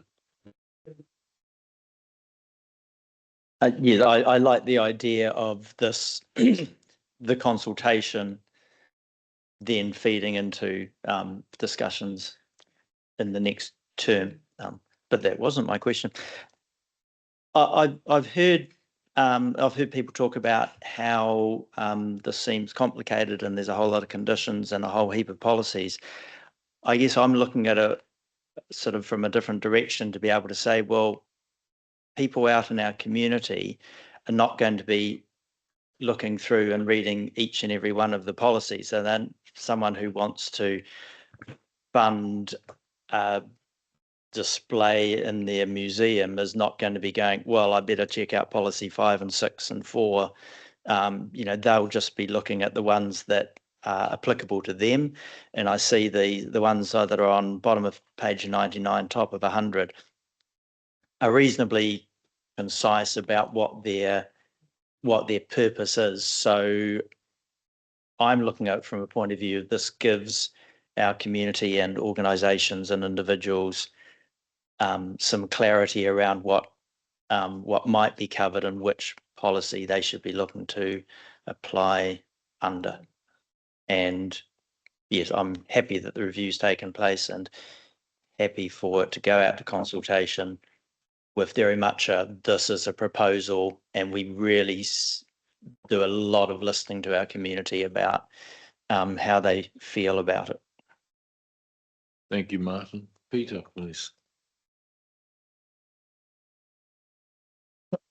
Thanks. And it's a very comprehensive document. Thank you. It's been going on for 2 years when staff identified that the 2013 policy was no longer fit for purpose. And as somebody pointed out, we did request that that be reviewed. That has taken 2 years to get to this point, and that's probably reflected in the fact that we have a very comprehensive, large policy document around it. I feel very uncomfortable about where we're at. I feel uncomfortable because I shudder to think about the cost of staff time that has been associated over these 2 years, let alone any other cost in getting to this point. I also think that it's, if I look at option 3, that it's actually not quite completed, because to have a fully completed document, you need the input from property and whatever they are needing to do. And I would be recommending that before we did go out to any consultation, that we actually complete the whole exercise of what the proposal might be. So at best, I would be advocating for option 3. I don't think this should just sit on the table as it stands. I think it needs to get completed with option 3. And secondly, I would I feel uncomfortable about spending further dollars associated with the consultation at this point, and that should therefore sit with a new council, and that council would then know that they have a complete proposal document to then consider what they want to do with. So at best, I would be advocating for option 3, but not option 1. Thank you, Peter. Thank you, councillors, for the valuable points you make. A couple of things that I would say is in response to Terry's comment about complicated. I think the very nature of some of this stuff and the leases and things, it is complicated by its very nature. So I feel for the staff, and I feel for Dean and his team in trying to put this together and make sense of it. Peter's comments about option 3, I find myself concerned about not leaving ourselves enough time for the LTP, and Dean raised that. So maybe, Dean, if you want to talk to some more to that about how squeezed we would be if we went with option 3, and you've clearly set it out in the disadvantages, does that leave us with a problem, or is that manageable? Yeah, good question. I just think I'd probably just make one comment, and that option 3, which is the community leases and licenses policy, we are talking about only 4 halls. So it's just 4 halls out of all of our grant recipients and all of our service level agreements that we're not quite prepared for yet because of that leases piece of work. And the property team is really comfortable that those 4 halls can be signed up to management agreements, and that when that work is done, they can then be transferred to whatever the outcome of their leases and licenses work is. So, Dean, are you saying that we could go with option 1, the recommended option, but that the concerns raised by Peter in option 3, that can be managed because it's only 4 halls, that can be managed within the work that's being done by the team under option 1? Yes, absolutely. All right. Councillor, would that make you feel more comfortable if knowing that that is managed under that option? No, I maintain my position that option 3 is the only one that I would support, because part of it also is committing to additional expenditure on this project at this point in time. All right. If we find ourselves with not enough time to get the work done before the LTP, that doesn't concern you? You're asking me, sorry, what's the question? I am, yes. What's the question, please? So if we find ourselves with not enough time to get the work done before the next LTP, is that of concern to you? Yes. Solution? Get it done before the next LTP. Okay. Thank you. All right. Robin, go ahead, please. I think to counter Councillor Gary Percival's comment about this, I think proceeding at this point actually gives the new council more power in terms of being able to have all of the information at their fingertips about all the implications of the decisions, because there's solid policy to back up what's happening. I certainly know in our community, and people that I've spoken to from your community as well, are very confused about how the grants work, and tell me that they wish they'd had a say on whether there were contestable grants, because they see that the discretionary grants are run differently across the whole district, and some think it's fair and some think it's not fair. So I would really strongly advocate to proceed with option 1, because it gives the new council so many options. And as Dean said, you can turn off a policy or turn on a policy. And in terms of option 3, it really only addresses one of the 6 policies, and so I can't really support option 3. I think would be doing a disservice to the next council to not proceed with the work that can give them the full suite of options at the right time. Thank you, Robin. I would like to proceed by moving option 1. Can I get a seconder for that, please? Thank you, Robin. We'll test this. I'll put it to the team, please. Can I get those in favour of option 1, please? Show of hands, please. 1, 2, 3, 4, 5. Those against? 1, 2, abstain. All right. That motion is carried. Thank you. All right. Dean, thank you very much. Rose, thank you very much. I think it's some good, complicated, a lot of stuff, a lot of reading, but good work. And this allows you to carry on and proceed, get the work done. Thank you, Council. Okay. So, Sorry. can I just check it? The undertake the following in option 3, is that going to proceed as a result of what we've just voted? Presumably us voting for that is not going to stop that work from carrying on. Having asked Dean that specific question, I'm comfortable that yes, that maybe you could clarify that yes, that can carry on anyway. Okay. Yeah, that's what I had thought. I just thought it worth noting. Yep. Through the chair, the leases and licenses work is a piece of work that's led by the property team. My understanding is they've commenced the work and it is underway. Thank you, Dean. Thank you, Martin. All right, moving on. We have got the item 2.5, improving ratepayer experience of our request for service system. Now, Una, I'm aware that Councillor Grant has a fairly high interest in this. He is on his way from the airport. Do we have an update on how far away he is? And I'm just wondering whether we should juggle things around a little bit and allow time for Councillor Grant to get here. Oh, he's just checking.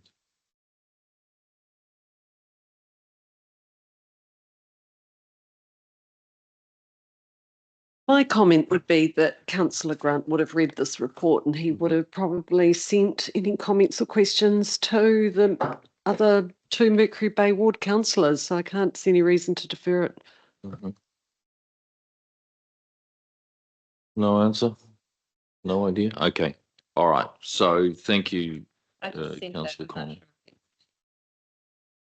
All right. So we'll carry on and thank you. Kia ora, councillors. So the report I have with you today is on the RFS system, and that particularly responds to a KPI that you yourselves have set for the Chief Executive. And just to emphasise that the main premise of that KPI is the goal around to enhance community satisfaction within the council's RFS system. The report itself outlines the identification of several issues that will need resolution before full monitoring and reporting on the customer experience can be delivered. Those issues have been identified as what is the purpose of the RFS system? So what is the system being used for and why?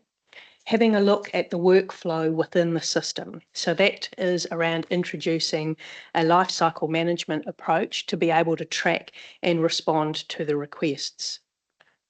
There are some issues around service level agreements also, and in resolving these, we would be looked to clarifying what measures should be in place to measure the customer experience. There also needs to be a baseline for customer satisfaction to be set, and this doesn't currently exist. But these improvements outlined in the plan would address that. And lastly, although not really an issue, it's probably more of an opportunity, is to start looking at new technology and how we might be able to how we may be able to respond to that in the future and when required. To establish the baseline, we are recommending the introduction of a customer experience survey, and this we would be recommending a budget of $20,000 to be set aside to do this. Currently, that budget is unbudgeted.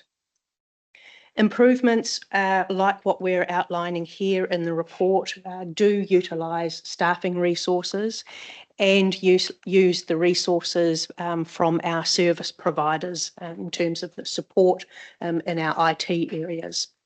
While the improvements outlined in the report are achievable within our existing budgets, there is a cost to those. Those costs come in terms of staff time, but also should a new initiative arrive at another point in time, we would have to look at reprioritising those, and they themselves might need to be paused because you would have agreed to have made the improvements here a priority. If we receive approval today to proceed, we expect to have the improvements up and running and underway by December, and to have a new reporting and survey results starting approximately in February, and then by April to be coming back to you with another report which is looking to set what that baseline would be and any subsequent recommendations for improvements going forward. So on that very brief overview, I'm happy to take any questions. Thank you, Una. Councillors, Delly and then Martin, please. Yeah. And then Awesome, awesome, Una. Thank you very much. I totally support option one, which is proceeding with this work. I don't think it's a very big outlay, but I do want to emphasise that it's our most important interface with the people we actually serve. I know, not speaking on behalf of John, but I can feel his energy saying this is something that he wanted us to get right. So I would be happy to move option one. Thank you. Martin and then Gary, please. So on the executive summary, page 150, this talks about being part of the CE's KPIs. If we don't vote to adopt the recommendations, obviously that is going to impact our CE's KPIs. It might not be fair to ask our CE about her thoughts about that, because it's fairly plain. If we don't adopt this, then we can't. Sorry. So the KPI is to put the choices in front of you, and the choices you make are your choices. So I wouldn't be concerned about yeah, it's your decision. Yeah. But at the end of the year, you'll just go, we decided not to do this. Yeah, but I mean, part of those KPIs are a specific increase in customer service satisfaction. Cool. So we would just have to wipe this as a KPI. Okay. May I? And I would like to ask a follow-up question, but I don't want to hog it. No, what I was actually going to say is I think I've just seen John Grant driving around trying to find a parking space. Okay. We don't currently have a seat for him at the table because we're all spread out. So I wondered whether it would be appropriate at this stage to have an adjournment so that we can sort him a seat and wait for him to arrive. I'm happy to do that. Let's take 5. That's my question. Use the bathroom. Take a breath. Una, sorry about this, but I think it's a really good suggestion. Well spotted.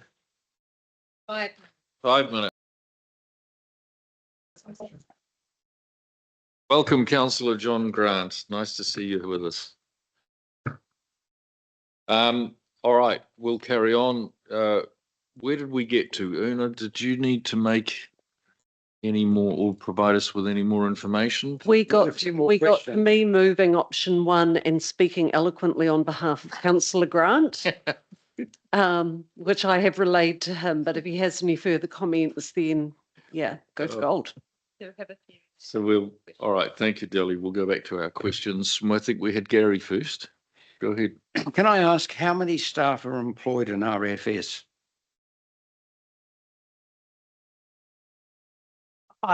Through you, Chair, I'd have to defer that because I don't cover that team. Right. But if I could respond to that, it depends what you mean by RFS. If you mean the people at the customer services that take the calls, I think there's about 10 or 12 of them. But actually, the RFS process pulls in every single activity manager in the organisation. So most of the staff will have some sort of contact with the RFS process somewhere along the way and through the through the cycle of work that happens. And my second question is, when you're talking of new technology, I'm sort of used to technology with this because where I permanently live is in Auckland City, and they have a very sophisticated technology system where I think they've got about 20 staff for 1.8 million. So what I'm saying is it can be economically very feasible. So, and I know they're very happy to talk to people about the system they set up. For example, they helped put in our Zoom system here at before COVID came, because I was dealing with them that was all getting panicky, and they're more than happy to help. So all I'm suggesting is there's 6 options, but it may be helpful to talk to them because they're sort of at the leading edge of this. So I'm just suggesting that. Thank you, Gary. Peter, please. Peter? Yeah, thanks. And Una, thanks for the report and for your summary of the report. It was really helpful. Thank you. My question just relates to the user survey, the implementation of the user survey, and a figure of 20 grand. Is this not something that we're able to do in-house? Through you, Chair, the creation of the actual survey development and then the mechanism by which we would look to push that survey out, receive that survey back in, do some analysis and be able to report on.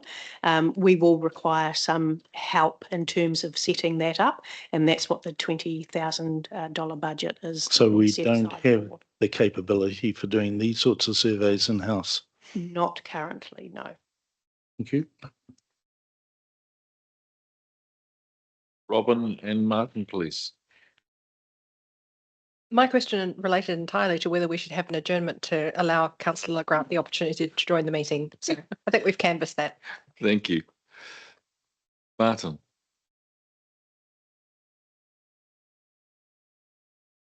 I wasn't aware that part of the RFS system is used to track contract deliverables. I've only been here 6 years, so I probably should have known that. I guess my feeling with RFS is that if we are asking the members of our community to be the eyes and ears about the services that we provide, whether it's street lights or potholes or whatever it might be, then I really feel we have to make it an experience that is accessible and easy.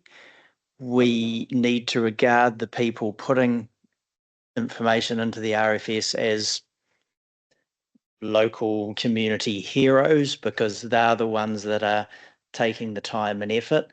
We need to be following up, and you imagine 2 months after you raise a request for service and the particular thing is completed, getting a follow-up call saying, hey, I just wanted to check, has there been any further, was the solution the correct solution? I talk to a number of customer services staff regularly. There is a feeling that there may need to be some more resource, and this report mentions that. But if we are going to have this as a system where we find out from our community what they feel the problems are, we need to utterly value it, utterly value them. We need to not complete RFSs and leave people in the dark when the work still has to be done. The only other point I'd make is that it does mention the Snap Send Solve app, and I used that last year to report a problem on the state highway where there was a whole lot of, they weren't strictly potholes, they were kind of like ridges and stuff, and had a lot of consultation, a lot of engagement with a Waka Kotahi person, and that work got done. So I know that the Snap Send Solve system works, and Karakia District Council and TCDC use some elements of it. So yeah, we just really need to make this system easy. We need to encourage people to use it, and we need to recognize when people use it that they are being helpful and they're not being a hindrance, and they're not just complaining and moaning people. Thanks, Martin. Una, I have a question about the survey. If we invest 20K and that starts a survey, does that give us the beginning of a benchmarking system? And do we, once we've set it up, can we keep using it? Or if we're going to run the survey again in 12 months to see how we're doing, do we have to invest another 20K? What's the background here? Through you, Chair. The view that I have of the survey is that the $20,000 would be used to actually develop the survey and set it up, but you would be running the survey almost continuously. So a user who has had an experience with a request for service, when that request is completed, they would get the survey. It would be a short survey, 5 questions, where we would be looking at some measures, and I've outlined those in the report, and we would get the result in. I think what I've suggested in the report is looking at a period of probably around about 6 months in order to get enough data in, which we can then come back to you and recommend what a baseline would be. Once you've got a baseline, we can then look at what is the improvement measure that you're looking for.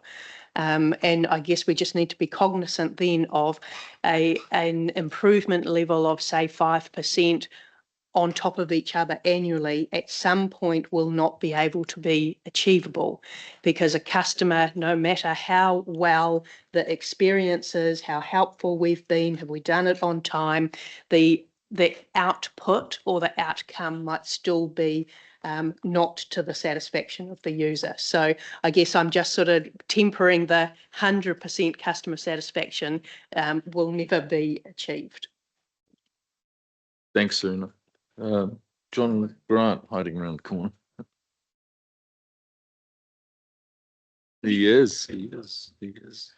My pet subject, so it's good to see this in the final meeting that we're coming together. Then, so my views around this is I just wholeheartedly congratulate the staff for getting to this stage in regard to it. It is just vital that we have a mechanism to be able to record the information that is coming through, and then be able to learn and develop and improve upon what we are doing, so that we can be that council that people have all the very complimentary things to say about. So it's not really a question. I apologise for that. It's just really showing my strong support, and I am sure that Councillor Daddy Connell has already probably spoken of this on my behalf, but I just, it's a fundamental thing within business. If you don't have that connection with your customers and know how they're feeling when they're unhappy, when they're happy, and how you can make more of them happy, then you're not able to improve, and this is a mechanism to do it. So it has my full support. Thank you, Councillor Grant. That was worth waiting for. Yeah.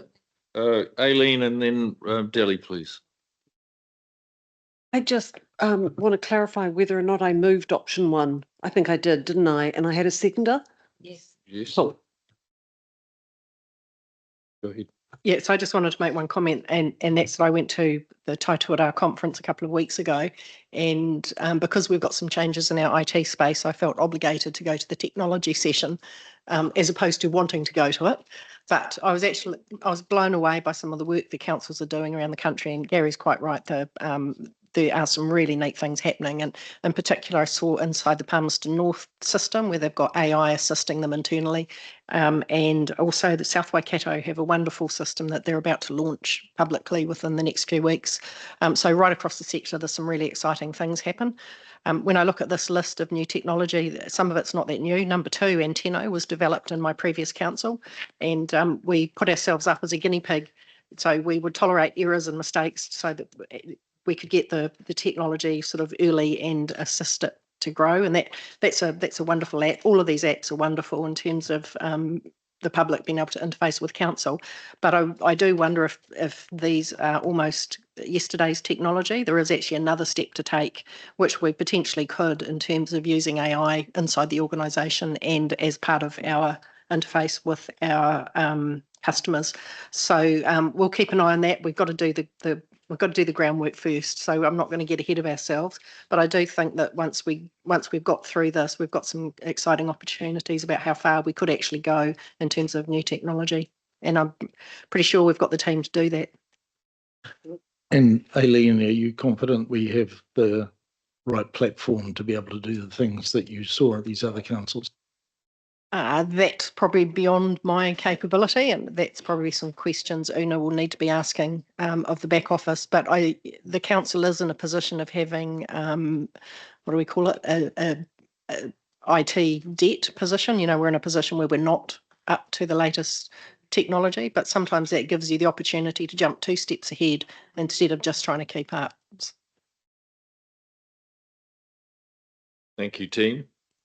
Okay, so we have a mover, we have a seconder. I'll put the motion. All those in favour? Those against? That's carried. Thank you, Una. Very much appreciated, and we look forward to.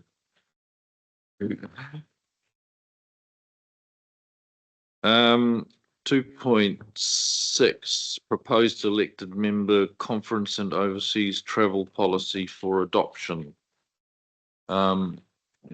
Now I understand we've got some updates on this. All right, thank you. Page 158, 2.6. Una, please. Thank you again, councillors. Through you, Chair. This next report is to recommend to you the adoption of an elected members conference and overseas travel policy. The policy itself is aimed to establish a consistent framework for the approval of all conference attendance and the associated travel costs. The policy sets out to align the Council's strategic objectives to deliver measurable benefits to the community, and also sets out to maintain some financial oversight of attendance at conferences and the likes. A policy like this one that is being recommended should also complement the elected members' expenses and resources policy, and that is being updated currently as well, and that follows the latest release of remuneration and allowance determination as prescribed by the Remuneration Authority. So once we have that one updated and on approval of this policy today, elected members will have 2 policies that are based around remuneration, allowances, conferences that will complement one another. I'm happy to take any questions on what has been outlined in the report and the proposed policy. Thank you. Thanks, Una. We'll start with Delly, please. Considering I may not be at this table, it won't just be Alice that's disappearing, it could be me. I don't like this policy, I have to say, to be really frank. And I know that 2 3/4 years ago, we had a discussion as a council around having a set budget per elected member that was palatable and affordable, so that it could, you know, we're still questioning our involvement with our membership of LGNZ as well. So it may be that, you know, the LGNZ conference thing becomes irrelevant and there are other forms of professional development. I'm a very big fan of professional development, as anyone, like lawyers like Gary, whoever, engineers, belonging to a professional body is very important.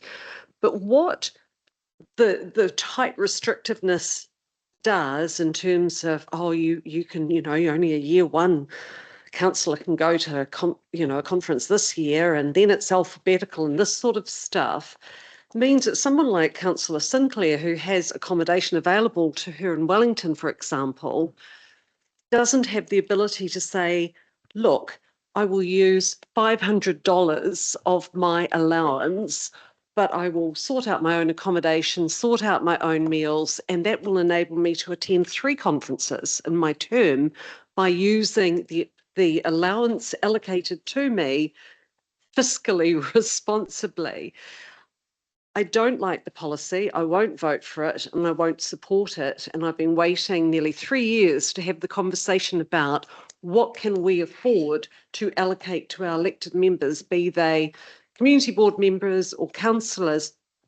The mayor gets to go everywhere. That's an obvious one. But I still think that the restriction around this is silly. It may be that the year one councillor says, I don't like any of the guest speakers in that. And then Martin says, I'd actually really like to go to that.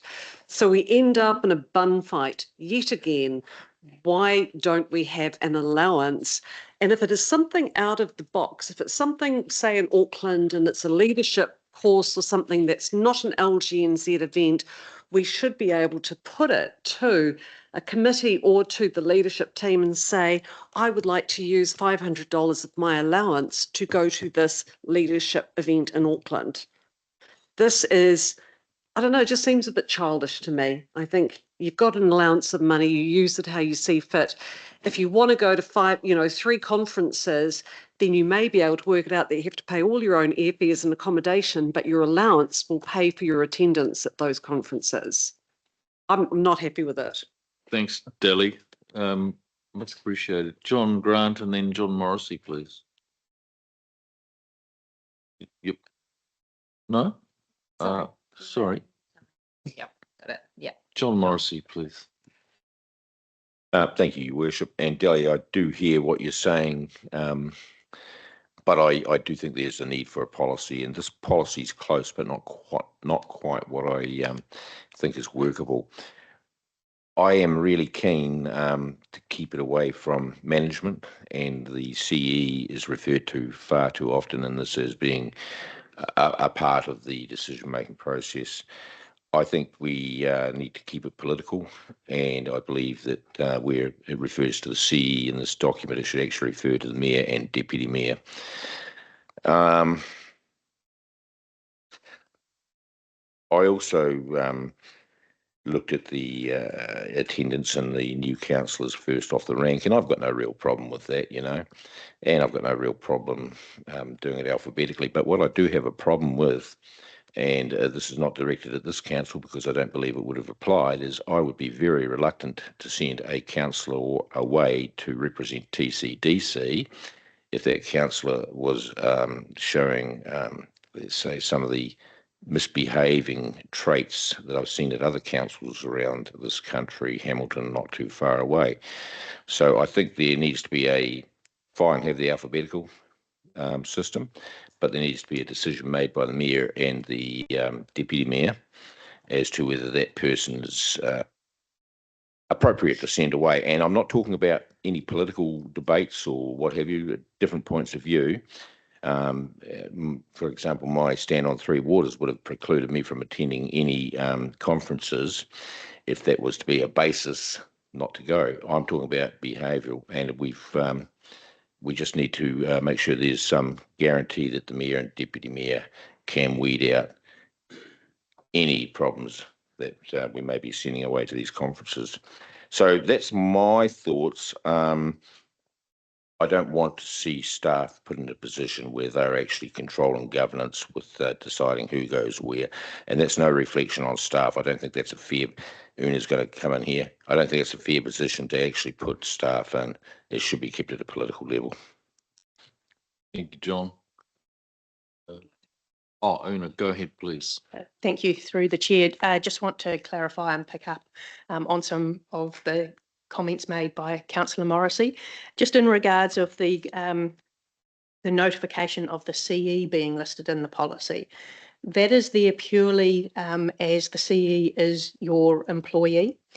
Just remembering though that any reports that are going to be prepared on a councillor's behalf that would be coming through to a council or a committee meeting for approval, you would be working with myself and with Ari in terms of how to make up that report.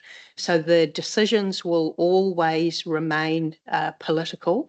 There will just be staff support to help guide through writing the reports and preparing the background information that would need to come to this table for approval.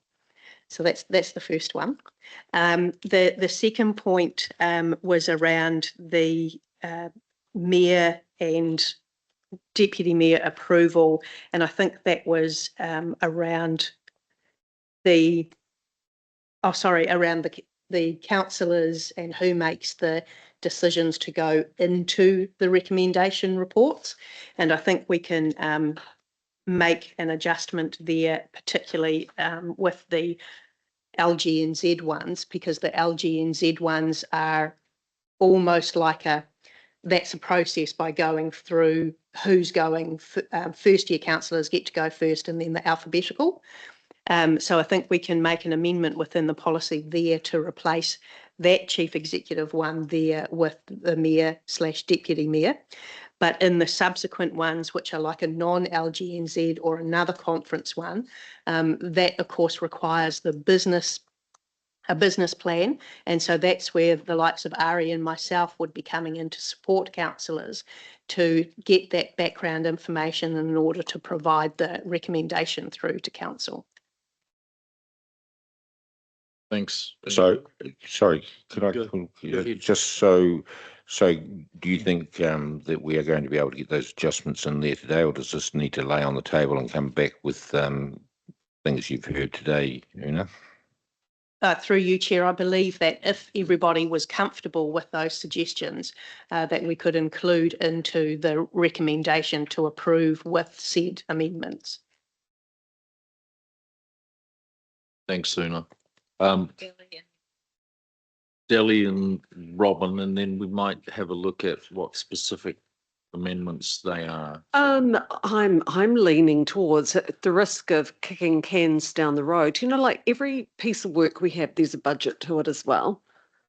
And I would prefer to see this slightly reworked and given to the new council, and for there to be a budget around what the expectation is of what we're going to spend on what is basically professional development and networking.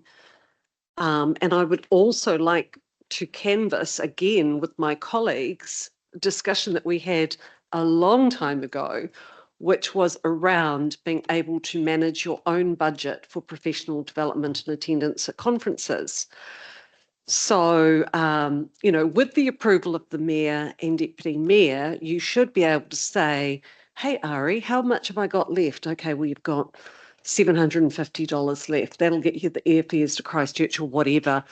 Then as a mature adult and professional, you can make a decision whether you want to pay the rest of the costs to go there to attend, to improve your knowledge as a professional. So I won't be voting for it in its form at the moment, and I think it should have a budget allocated to it and be brought to the new council.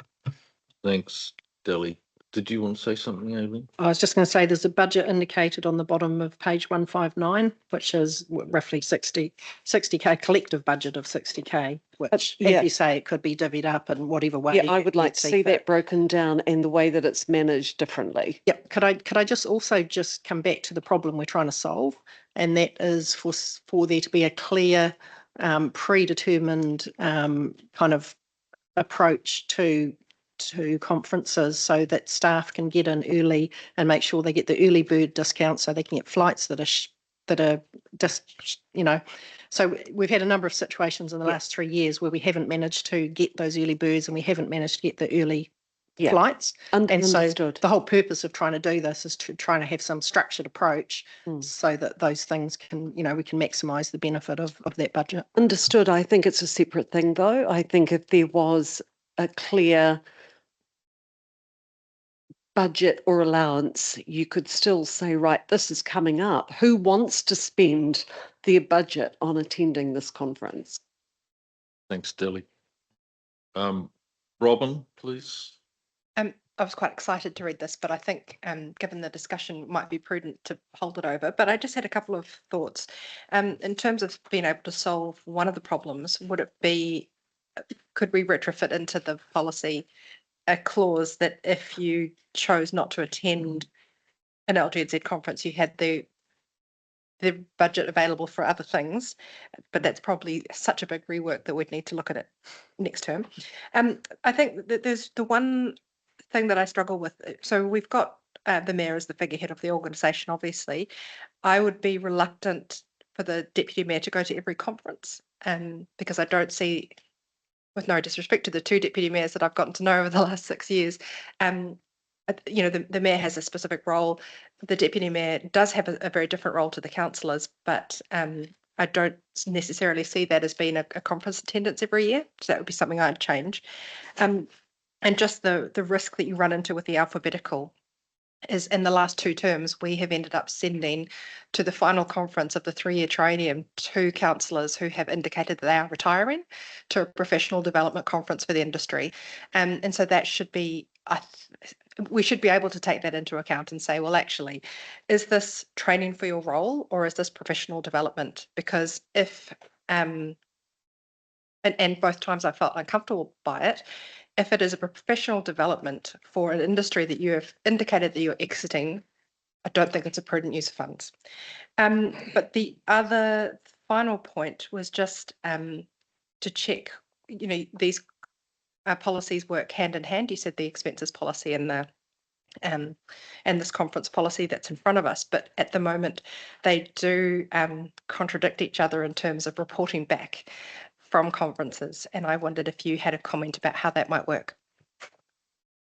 Thank you, through you, Chair. Yes, currently if this one was approved today as is, there will be some contradictions back to the allowances policy. And I think I overviewed in the entrance that I am updating that report at the moment as well. So what would be in this report would technically supersede some of those elements that are contradictory, and we would have a new allowances and resources policy based on the latest information from the determination. That is splendid. Thank you. Thanks, Una. Peter, thank you for your patience. Thanks again for your report. And I think the idea of clarifying how we tackle this is important. I would say 3 things. I think the first thing is I do question. So let me step back. I think there are 2 things here. One is the conversation about professional development, and one is a conversation about advancing the business of council. In terms of professional development, every one of us has been voted to sit around this table allegedly because we have some skills and capabilities that the ratepayers believe are relevant to the governance of this district. And I do question actually how much professional development is required for the people around this table in order to perform that task. The second thing is the business of council, and I do think my view is that we have to make sure that if there are things happening that will advance the business of council, then we need to have the right people attending that. And that might be a call that has been suggested that perhaps sits with the deputy mayor and the mayor to say, we need to have somebody at this conference about AI for customer service. And not just from an operational point of view, but from a governance point of view, that it would be appropriate. And although perhaps nobody might want to sort of say, oh, yes, I'd love to go to an AO conference about customer satisfaction or service. It actually, for the business of council, would be an important thing. And therefore, I think it's a prerogative and a duty of Mayor, Deputy Mayor to say, Martin, we need you to go to Wellington for this conference. So I guess what I'm saying is I'd like to separate out the concept of professional development from the business of council, and that the business of council is, if you like, done by directive, and yeah, so I'm uncomfortable with this as the way it sits. Thanks, Peter. Reka, John Grant, Martin, and then I think we probably draw a line under it because I'm sensing a direction here, or maybe a lack of direction, but Reka, John and Martin, and then we'll draw a line under it. Thanks, Len.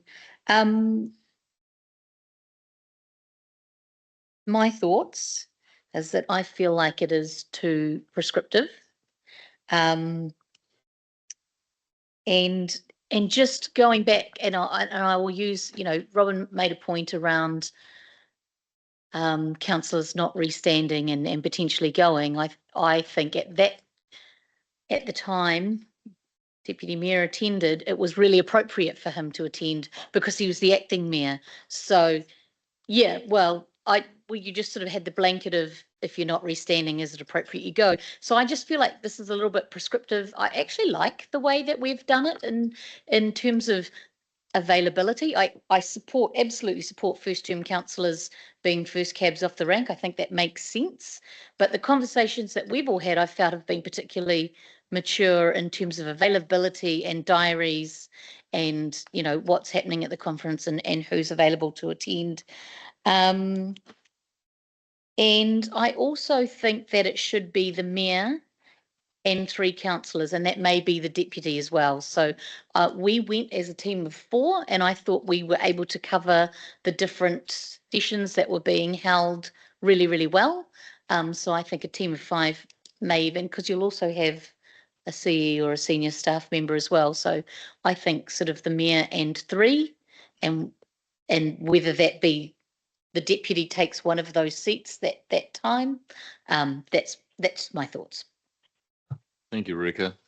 John Grant.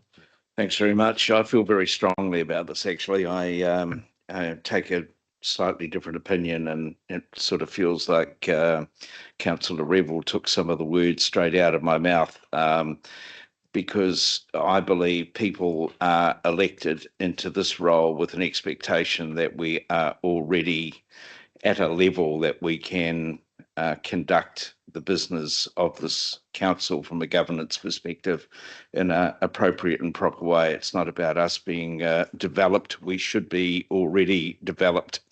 And I don't support in any way the allocation of money into a fund that is for the development of elected members. I just don't believe it to be appropriate to do that. If we wish to develop our own skills in this area, then I think it's up to us to look at our own professional development. It shouldn't be the ratepayers of the district that are funding that.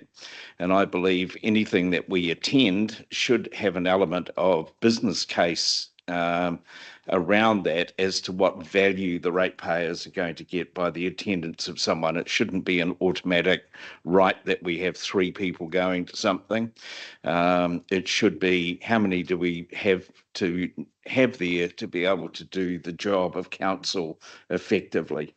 And so I could not be more opposed to a lot of the comments, and I believe that we need to take quite a different prudential view around this in regard to looking at it from a ratepayer perspective, and look at how we can have a policy which fulfills requirements as they are needed on behalf of ratepayers to do a job, and not as one of right.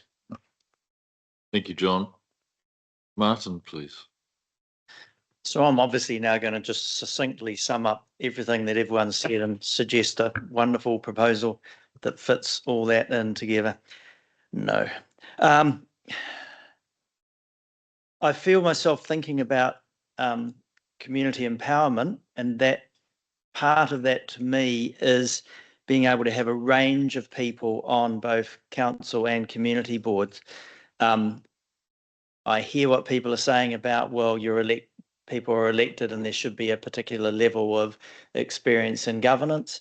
However, I also see an enormous benefit from people who have got a large, very, very involved with the community. They may sit on several trusts, so they may be getting in community committees, they may be getting some experience that way.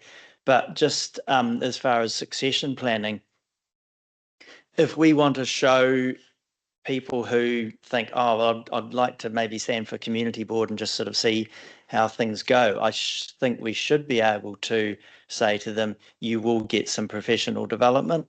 And if that then leads them to being able to take their 3 years of experience on community board into a council role, then I think that's a win for the community and the organisation. I struggle with the idea that we mostly are saying councillors here. So I'd be thinking, well, is that 59K? Can some of that go to community board chairs? Is the induction training that we do when people are freshly elected, does some of that come out of the 59K? So we're already at a lesser amount. Do we spread the 59K amongst our 30 elected members equally? I'm actually presenting more problems than solutions. And I'm sorry. I appreciate that there's work needed to be done, but I think it comes back to what Aileen said, what is the problem that we're trying to solve? Sorry. Thanks, Martin. Could I just answer that? We should budget more for induction for election years, and then we should have lower budgets for the subsequent years. I'm not sure if we do, but we can check that.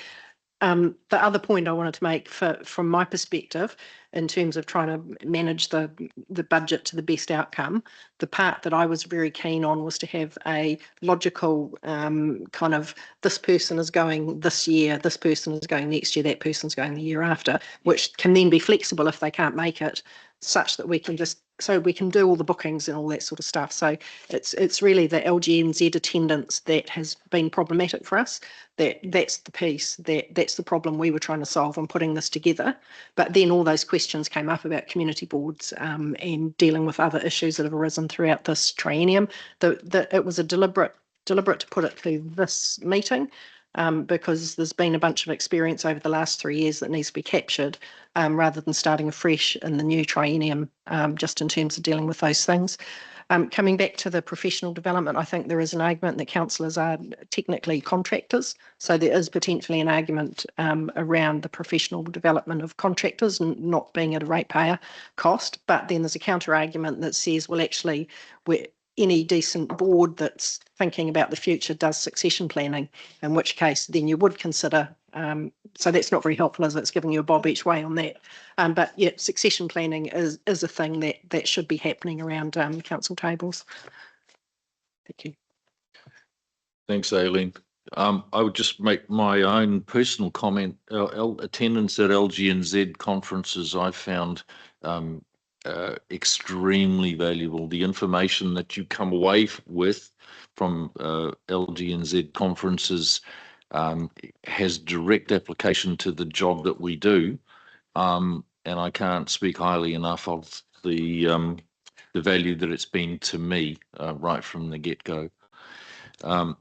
Where I'm sitting with this and what I'm hearing from councillors is that there isn't enough confidence in what we've got in front of us to go forward with it.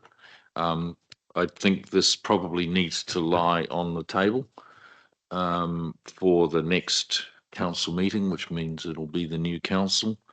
And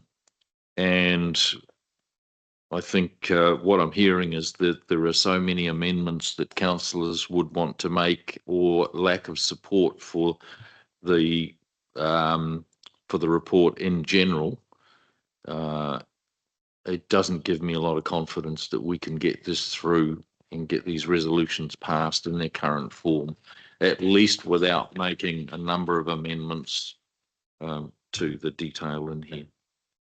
So we either leave it lie on the table or we start working through amendments, and it's just about line by line, which I'm very reluctant to do. So, councillors? Just a clarification, Len. I don't believe if you leave it laying on the table, it's just simply lays there as it is, and I don't think that's what we want at all. So I think that's not a good course of action. I think I think it needs a workshop. It either needs to go back for workshopping, and that's probably not a bad idea, given the number of ideas I've actually heard around this table. I do believe there's a need for some sort of procedure, but it needs to be the right procedure. So I'd say workshop is probably, if you want to deal with it further, the place for it to go. Thank you. John Grant, do you have? I was just going to canvass to see if there would be support for option 2, which is to maintain the status quo, where it's, to me, it seemed to be able to operate effectively. There's decisions around the meetings. There's validation of the value back to ratepayers.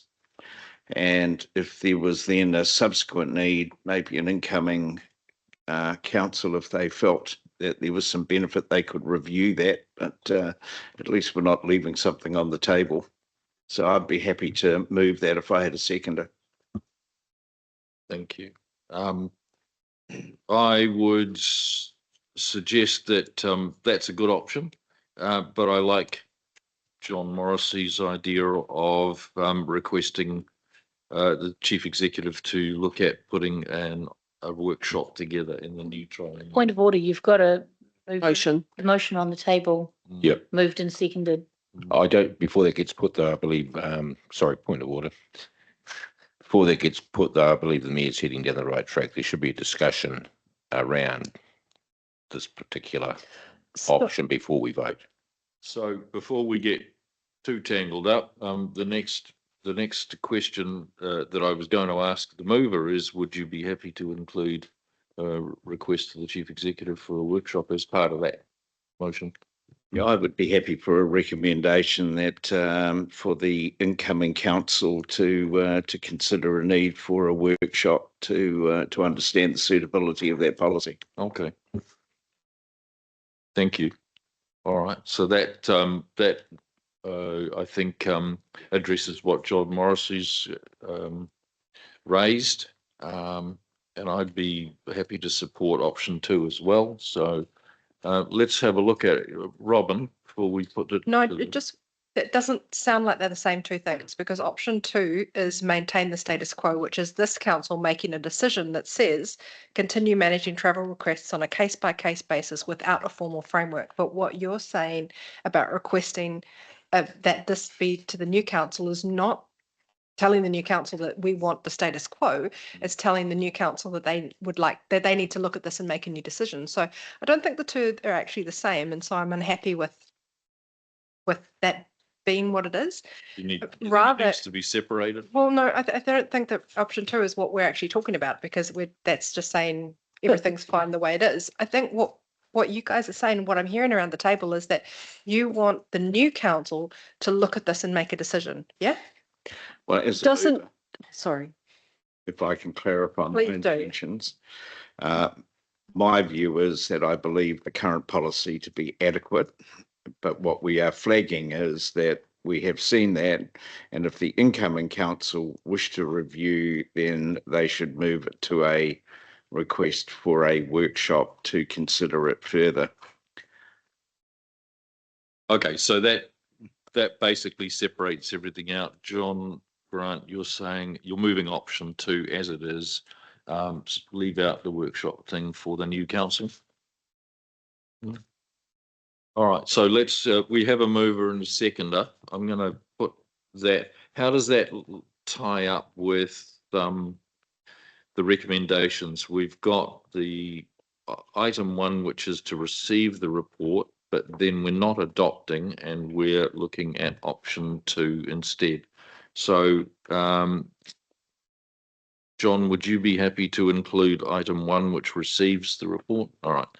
And you're happy to second that? Okay, so the resolution is that we receive the report and then we adopt. Can we vote on those separately, please? Yeah, we can. Thank you. Yeah. All right. You happy with that? All right. So we've got a mover and a seconder for item 1, which receives the report. Okay. All those in favour? Thank you. All right. Then the next item is option 2, maintain the status quo. We've got a mover and a seconder. All those in favour? Can I get a show of hands, please? 1, 2, 3, 4, 5, and I'll vote for that as well.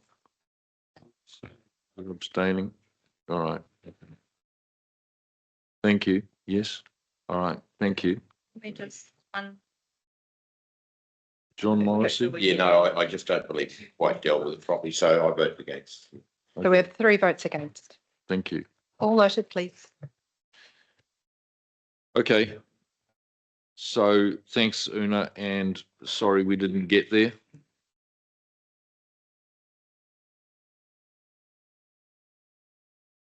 All right, team, do you want to try and get through the rest of this before lunch? Well, actually, we have the photographer here. We have the photographer here.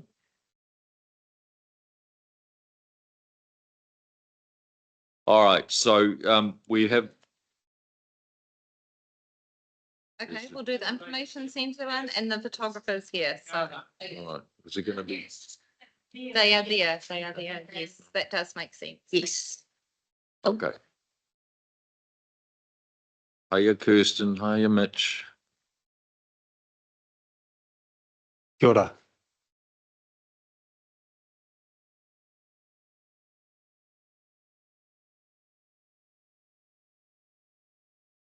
Took a long time for one of them to open. I just left it for a couple of minutes and then it opened. Yeah, they were quite big. I can imagine too, separately, Kelly. Okay, so page 165, item 3.1, District Information Centres end of year reporting. We'll hand straight over to you guys to just give us an update. Thank you, Mayor. This is an information-only report. We're bringing this to you because this activity is district funded and other grants are often ward funded and reports go back to community boards. So it includes the annual reports of the information centres. In total, we spend about $300,000 on information centres. I think next year it'll be $316,000. So it's quite costly to do this right across the district, but they are often valued services in their community, and at particular times when they need to be called upon, like at the moment now with the Coromandel Information Centre and the arrival of the ferry, they become really useful groups to collaborate with. So. Thanks, Mitch. Councillors, any questions? John Grant, please. I don't know if it's a question. I'm not getting very good at asking questions today, just sort of making general comments, but your $300,000, I would challenge a little bit because I think you've left out the actual opportunity costs of the buildings and the rents that we provide within that as well. So yeah, most of them are on like the community lease, which is a penny rate. Yep. Yeah. Yep. That most of those facilities would not be commercially leased, so they would otherwise be still going to another community organisation, but there is an other benefit that they receive from council. Yep. So my gut feeling is that they provide a really good service, and the feedback that we get is very positive in the communities about what they do. It would be nice to see if there was some degree of measurement, on behalf of ratepayers, that we could actually say this investment actually is returning something to you for the services that are provided. And I just wonder whether there's been any further thoughts about the sorts of activities that perhaps some of these people could do on behalf of council that could also share some of the burden. Have you thought along those lines at all? As to, they're probably doing a lot, but we just don't know about it. Yes, so every information centre is doing quite different things, and they are providing different services to the community based on what the community wants. Coromandel Information Centre, for example, has got quite a social aspect to it with their bank closing and a few other things. Their information centre is really visited really frequently by their local community for assistance with using an internet, for example, helping people get to Thames for medical and stuff. So they're a real social hub in that community. Whitianga, very tourist focused. They do all of the, the boat trips. They sell tickets for all of those things. Concerts, it's all done through the Whitianga one. And Pauanui is almost like an extension of council. They all of the brochures and things that our comms team do around rubbish dates and all that kind of thing. Pauanui goes through, wads and wads of the pads that are provided. They sell heaps of rubbish tags. They provide information to their non-resident ratepayers around dogs, the bylaw stuff over summer. So it's got a real, almost a real extra arm of council because most of their residents live elsewhere. So they are providing council services. Yeah, I just wonder if, we could perhaps at some stage think about doing a bit of a survey in regard to the types of activities and things that they could be doing for those communities to, you've mentioned tags. Are they all of them selling the tags? Is it known that that's a place you can go to for it? So I'm not necessarily really after an answer, but I just think that developing that a little bit more so that it becomes a clearer value back to the community. Go ahead, Mitch. Oh, thanks. Just remind me, these are locally funded, aren't they? They're district funded. They're district funded. Okay, that's fantastic. And I did have a look through the hyperlinks, but Thames was a new service that opened maybe just last financial year.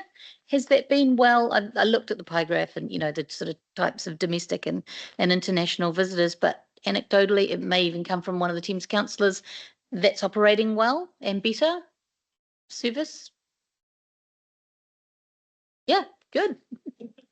Yep, I think that some of the challenges that Thames had in their first year, particularly around their establishment costs and the cost of operating, were many of those challenges were the same issues that another organisation would have if it was using the operational budget we give to already established information centres to set themselves up, so that everybody else already had everything they need. So it is working well. Yep, I think Willa. Yep. Thank you. I've got Rekha, Robin, Terry, Peter. Did you want to? All right, thank you. Hey, Rekha first. No, I just did mine. Just Thank you. Okay. Sorry, Robin. Sorry. Hi. So Lunchtime. all of our community is different, and so it feels like the fact that the information centres are different is just an extension of the difference in the communities. But presumably there are KPIs that are set the same across all of the information centres. Okay. I found the having to flip between 6 different documents quite a disruptive way to read a report, and I did wonder if there was that you could put some thought into a different way to present the information next time, particularly around those KPIs that are all the same. I don't want to be able to compare them as such because they are doing very different things, but just having more information in a single place would be really useful next year. Thank you. Thanks, Robin. We did learn lots of lessons through the review of Destination Thames-Coromandel in the way that we manage and administer these contracts and agreements. So we'll be implementing those lessons. Thanks, Mitch. Terry and then Peter, please. Thank you. And thanks, guys, for the information. One of the key things that were KPI'd for the information centre was the counting through the door. And the numbers are always a little bit jigged to try and figure out exactly what's going on. Were they going to put counters around all of them? Were they going to do that? Was that part of the program? That's an extra cost to the information centres, so not all of them are doing it. Right. The majority are. They've been implemented since they sort of opened. I think Coromandel and Pairapavanui and things have had these going for a long time, but Whangamata is manually. They've got to fund them themselves. Yeah. Okay. And the second question, I see that Whangamata has changed its name to Discover Whangamata, and they seem to have kicked off that quite well. So, any issues over there? Are you happy with what's going on? That's the first I've heard of that, Terry. So I'll follow up with Ryan this afternoon. Whangamata is working out really well, and they're really passionate about what they're doing. They've had our property team over there doing a lot of work which was really overdue at that information centre. The building was leaking and there was quite a few issues. So with the help of our property team, it should be looking really awesome for summer. Thank you. Thank you. Peter, go ahead, please. Thank you for this report. And it certainly seems that information centres are working much better 12 months down the track than they were 12 months ago. So that's really pleasing. I'd just like to, and I think Mitch, you've already answered my question. The fact is that we're investing 350 odd thousand, and in my mind, that's kind of similar to what we're doing at Destination Coromandel. And I think we need to keep the same level of intensity of an understanding and knowledge of what's happening in these information centres and making sure that they are really clear on the expectation that we as a council have on the things that they need to be doing. And somebody mentioned, sort of the measurements, things that we are able to get out to the community, just like Destination Coromandel gets stuff out to the community about what's been happening, what they've been doing. I think it would be really good to see the same thing from information centres, so that as we seek to, make sure that tourists are getting catered for and we're getting the best that we can out of those, that the information centres are really playing a critical part in that process. Thanks, Peter. I think it is probably the case that there's a lot of good things happening that we don't even hear about as well, and then we can't relate that to you. So we'll think about how we can do a better job of that in the future. Thanks, Mitch. Right, it's an information only report, so I'll move her a seconder, please. All those in favour? Thanks, Mitch. Thanks, Kirsten. All right. We'll do Chief Executive report. Oh, you want to do photos now? Then lunch? Yeah. Photographer's here? Yeah. All right, sorry. Is that okay? I've got photographer here, so yeah, that's all right. Okay. We are going to break now and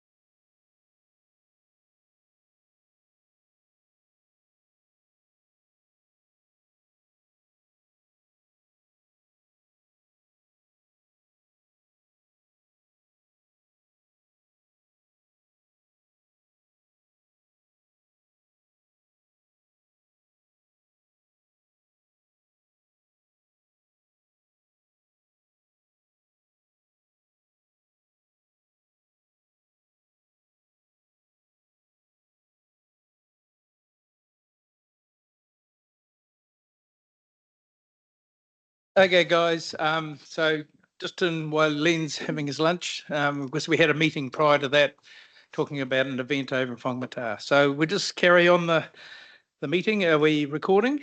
Yes. Okay, we'd like now to move to 3.3, the Mayoral, the 3.2, the Chief Executive's report. Aileen. Thank you. Page 168, you will see our Lagoimas continue. Just wanted to draw your attention to the working days that we're actually processing Lagoimas within.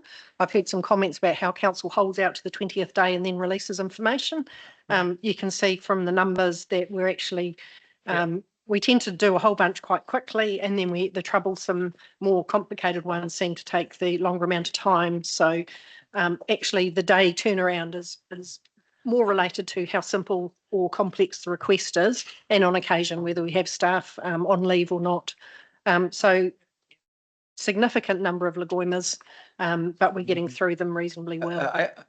Can I ask a question? On page 170, the 1, 2, 3, 4, 5, 6, 7th one down, I won't mention names. Why were they making a request for something? Oh, that's an opposition. 1, 2, Yeah, 3, opposition. 4, Yeah, that's all right. Got it. Okay, I'll shut up. You're right. You happy? I think Gary's answered his own question. Thank you. Robin, were you wanting to say something? Okay, carry on. And okay. Sorry, Aileen, there's a gentleman over here. Yes, Councillor Rebel. Am I allowed to ask a question, or do you want me to wait till the end of the No, report? you may ask the question to Aileen. Aileen, with responses to Lagoimas, is it like consents where you have a clock that you stop it if there is something you're waiting for and so on, so that what we see here is at 17 days is actually 29 days because we stop the clock at a point? In a much less prescriptive way, and we don't often stop the clock on Lagoimas. Sometimes we'll go back and ask for further clarity, or sometimes we'll go back and say that's an awful lot of information, can you refine it? In which case there will be a clock stop, but it's probably the exception to, unlike in the consent area, where you'll probably find that many of our consents have a clock stop for further information requests. Okay, so just wanted to draw your attention. Hold a sec. Just got one more, excuse me, through John Grant. Thank you. Just in regard to Lagoima, and I don't want to go into the sort of detail of the case. It's just a broad request in regard to them. But I have seen examples of Lagoimas that I wouldn't have expected to come through as a Lagoima. I would have expected in the normal course of council business that they could have been dealt with on an individual basis. So I'm just interested in your view around what percentage you would think fall into that sort of category, and is it a signal that we perhaps don't have a mechanism that sort of works as well as it should to be able to handle these things without them getting down official tracks? That's a complicated question. Probably I'd want Bronwyn to come and answer that in more detail, but just at a superficial level, I think every request that we get, whether it's by email or via a formal letter to our legal team, they're all requests under Lagoima. Every single response we provide is governed by the Lagoima, the Act, and how we respond. What finds its way into here is the ones where we've been asked under Lagoima, or the ones that are complex, or the ones that span multiple teams where we need to coordinate the information, and also some of them where we have concerns about sensitivity, commercial sensitivity or privacy matters or something like that. We will tend to put through this process so that there is sufficient checks and balances before the information is released. So if I'm hearing right, then if it comes in as a request, but it is framed in a certain way, then you trigger that as a Lagoima, where in fact it could just be a request from a ratepayer group or a ratepayer for some more information without it needing to go down that track. It's more just someone wanting to know. So I appreciate that's a fine line Yeah, because where does it cross over from one to another? But if people were satisfied about the initial responses, could they not sign something to acknowledge that their response has been fulfilled? Or it just seems very official to me to have to go down that Lagoima track. Well, you don't. We answer responses, multiple responses in any day to people where they email a manager and go, hey, where's this file at? And they get a response. Although that's governed by Lagoima, it's not recorded. So these are really only the big or formal ones that come to us. There may be people that come to us and make a formal Lagoima for a bunch of information where they could have just gone to a staff member and requested it. Yeah, that's the feeling, from the ones that I've seen. I see Brian's got his hand up. Yeah, if you don't mind me just adding, I think some of them that you can, Aileen's right, there's a bunch that would just answer as normal run of the mill. Where they often get pushed into Lagoima is where it requires a level of redaction because of where we delegate to. So I think, Bronwyn probably has that's essentially withholding information. So if you look at the report, there might be something saying, complaints received about X property. If that was something that staff could just provide a summary back to, we'll just do that. Where we may have to redact information out of that to protect the anonymity of the complainant, that needs to go through Lagoima because that's a delegation thing. So there will be things that we push into there that are run of the mill just because of the delegation process as well. So, but I would say I agree with Aileen. Staff would respond to significantly more of these requests every day without it being recorded as a Lagoima.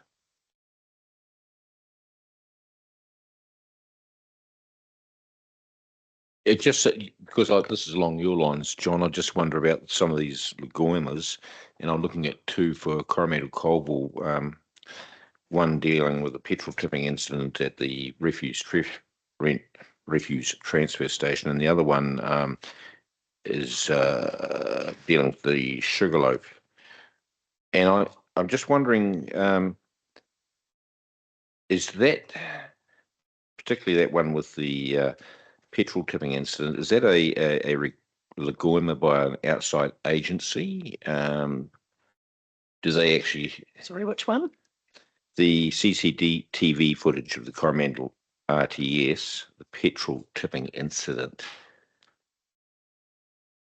And if it's an outside agency, do you know? Are you aware of this? No, sorry, I couldn't comment. You couldn't comment. It's just that I would have thought if it was an outside agency, the only one I could think of would be Environment Waikato, and they would be.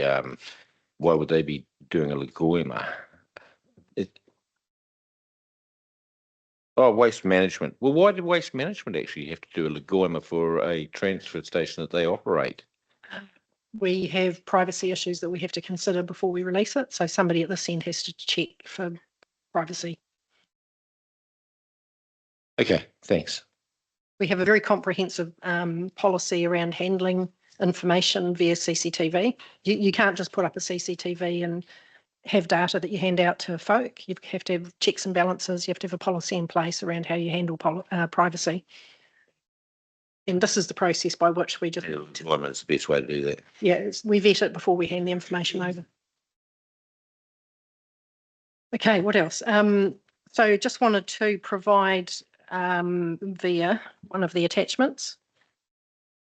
The first attachment, it's attachment B, but it's the first attachment there, which is just an update on KPI 1 that Council has set for the CEO and staff, and that's around the stakeholder engagement strategy and action plan.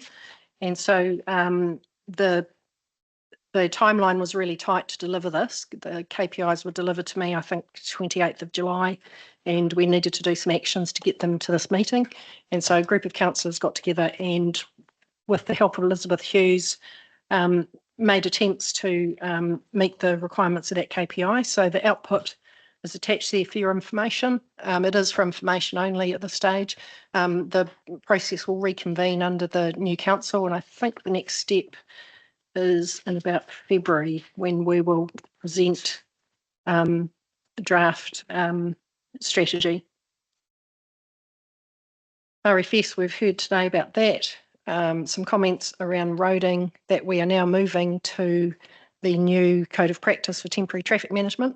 So this has been useful. The NZTA have rolled this out first so that council can learn from, or councils across the country collectively can learn from the NZTA experience. But Mo and the team, the rating team, will be moving with this shortly. Our new rating manager started yesterday. Please give him a week or two until you ask him for anything. And in the meantime, Len Whitaker is overlapping. So we will have sort of 1.5 resources sitting there in the rating team for the next month. You'll see we've had the 2 applications from Thames businesses for the outdoor dining, and staff are working through those processes. We'll be seeking community board views and then bringing them through to council for approval. Three Waters, you will have seen the letter, and it's attached as well to the report back from the Minister that is pushing our request into the treaty settlement space. At the moment, we have folk talking with DIA, just trying to get a little bit more intel, and we're meeting with the working group tomorrow just to talk through what that letter means and what our next steps might be. We're staying in touch with both the other councils as well through this. Yeah, that's probably it. I'm happy to take any questions. Questions, councillors? No. Yes. Yeah. Okay. Could I just want to add one more thing, and this might be news to some folk in the room, so I apologise, but it seems like an opportune moment. And that is for the next 3 months, we have seconded Lisa Typer, who is our P&C manager, is being seconded into the community team.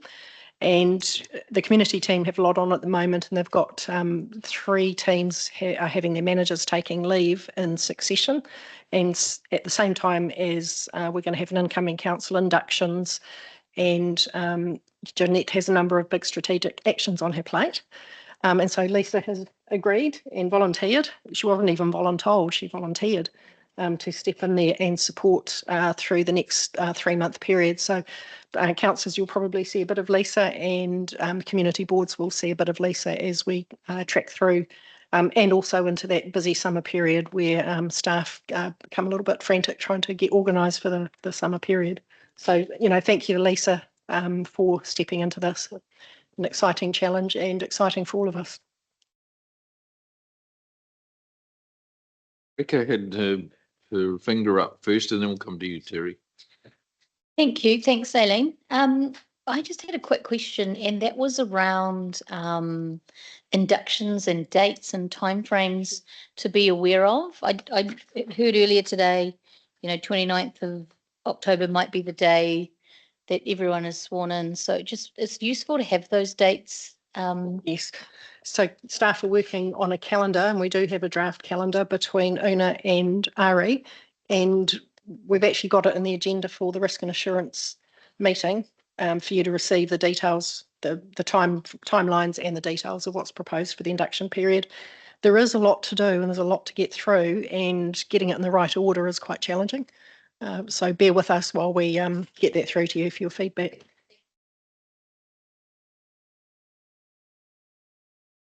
So I'll move that the chief executive report be received. I just wanted to make a quick comment. Sorry, Terry, it's all right. It was just a quick one, really. Back to Aileen around the Heathington Road Stormwater Project in Whangamata. There's been some very positive feedback.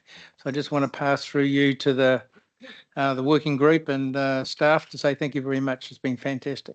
Really Awesome, thank you. And look, I almost forgot. I just wanted to just go back to the report on CapEx delivery, and one of the numbers in the beginning of the report around the percentage delivery, and I think Councillor Revel mentioned 2/3.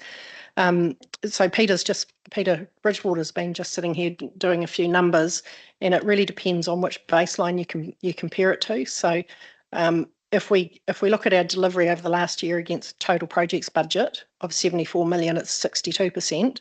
If you look at it against the annual plan or the LTP of 49 million, it's actually 92%. If you do it against the March reforecast, it's 82%.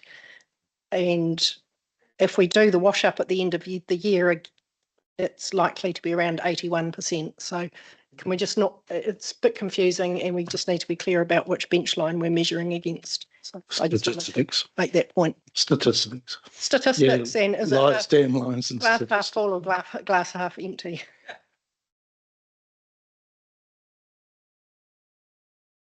Okay. Nothing further? All right. Did I get a seconder for that? Terry, all those in favour? Thank you. Pass.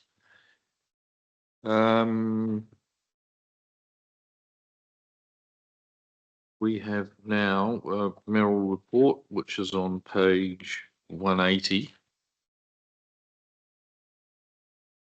I've just raised with Ari and with Rita a bit earlier on.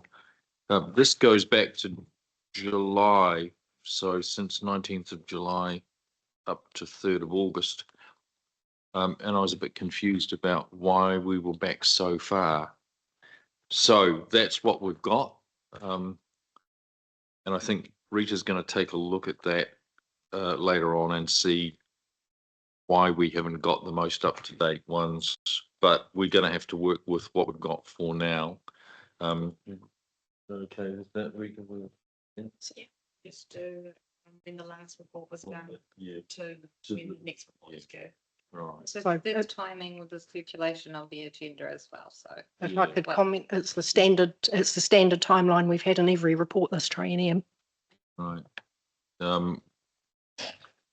Yeah, so whether it's, yeah, it is what it is. I'm just wondering if there's some benefit to having it more closer to where we've landed now in terms of time. But anyway, it's just for information only, just to let you know what's been going on. All right. Rebecca?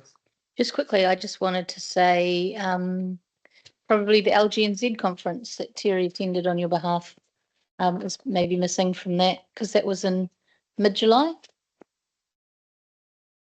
That's all. I thought I was citizenship ceremony delegated to deputy mayor. So that fell into the last report period.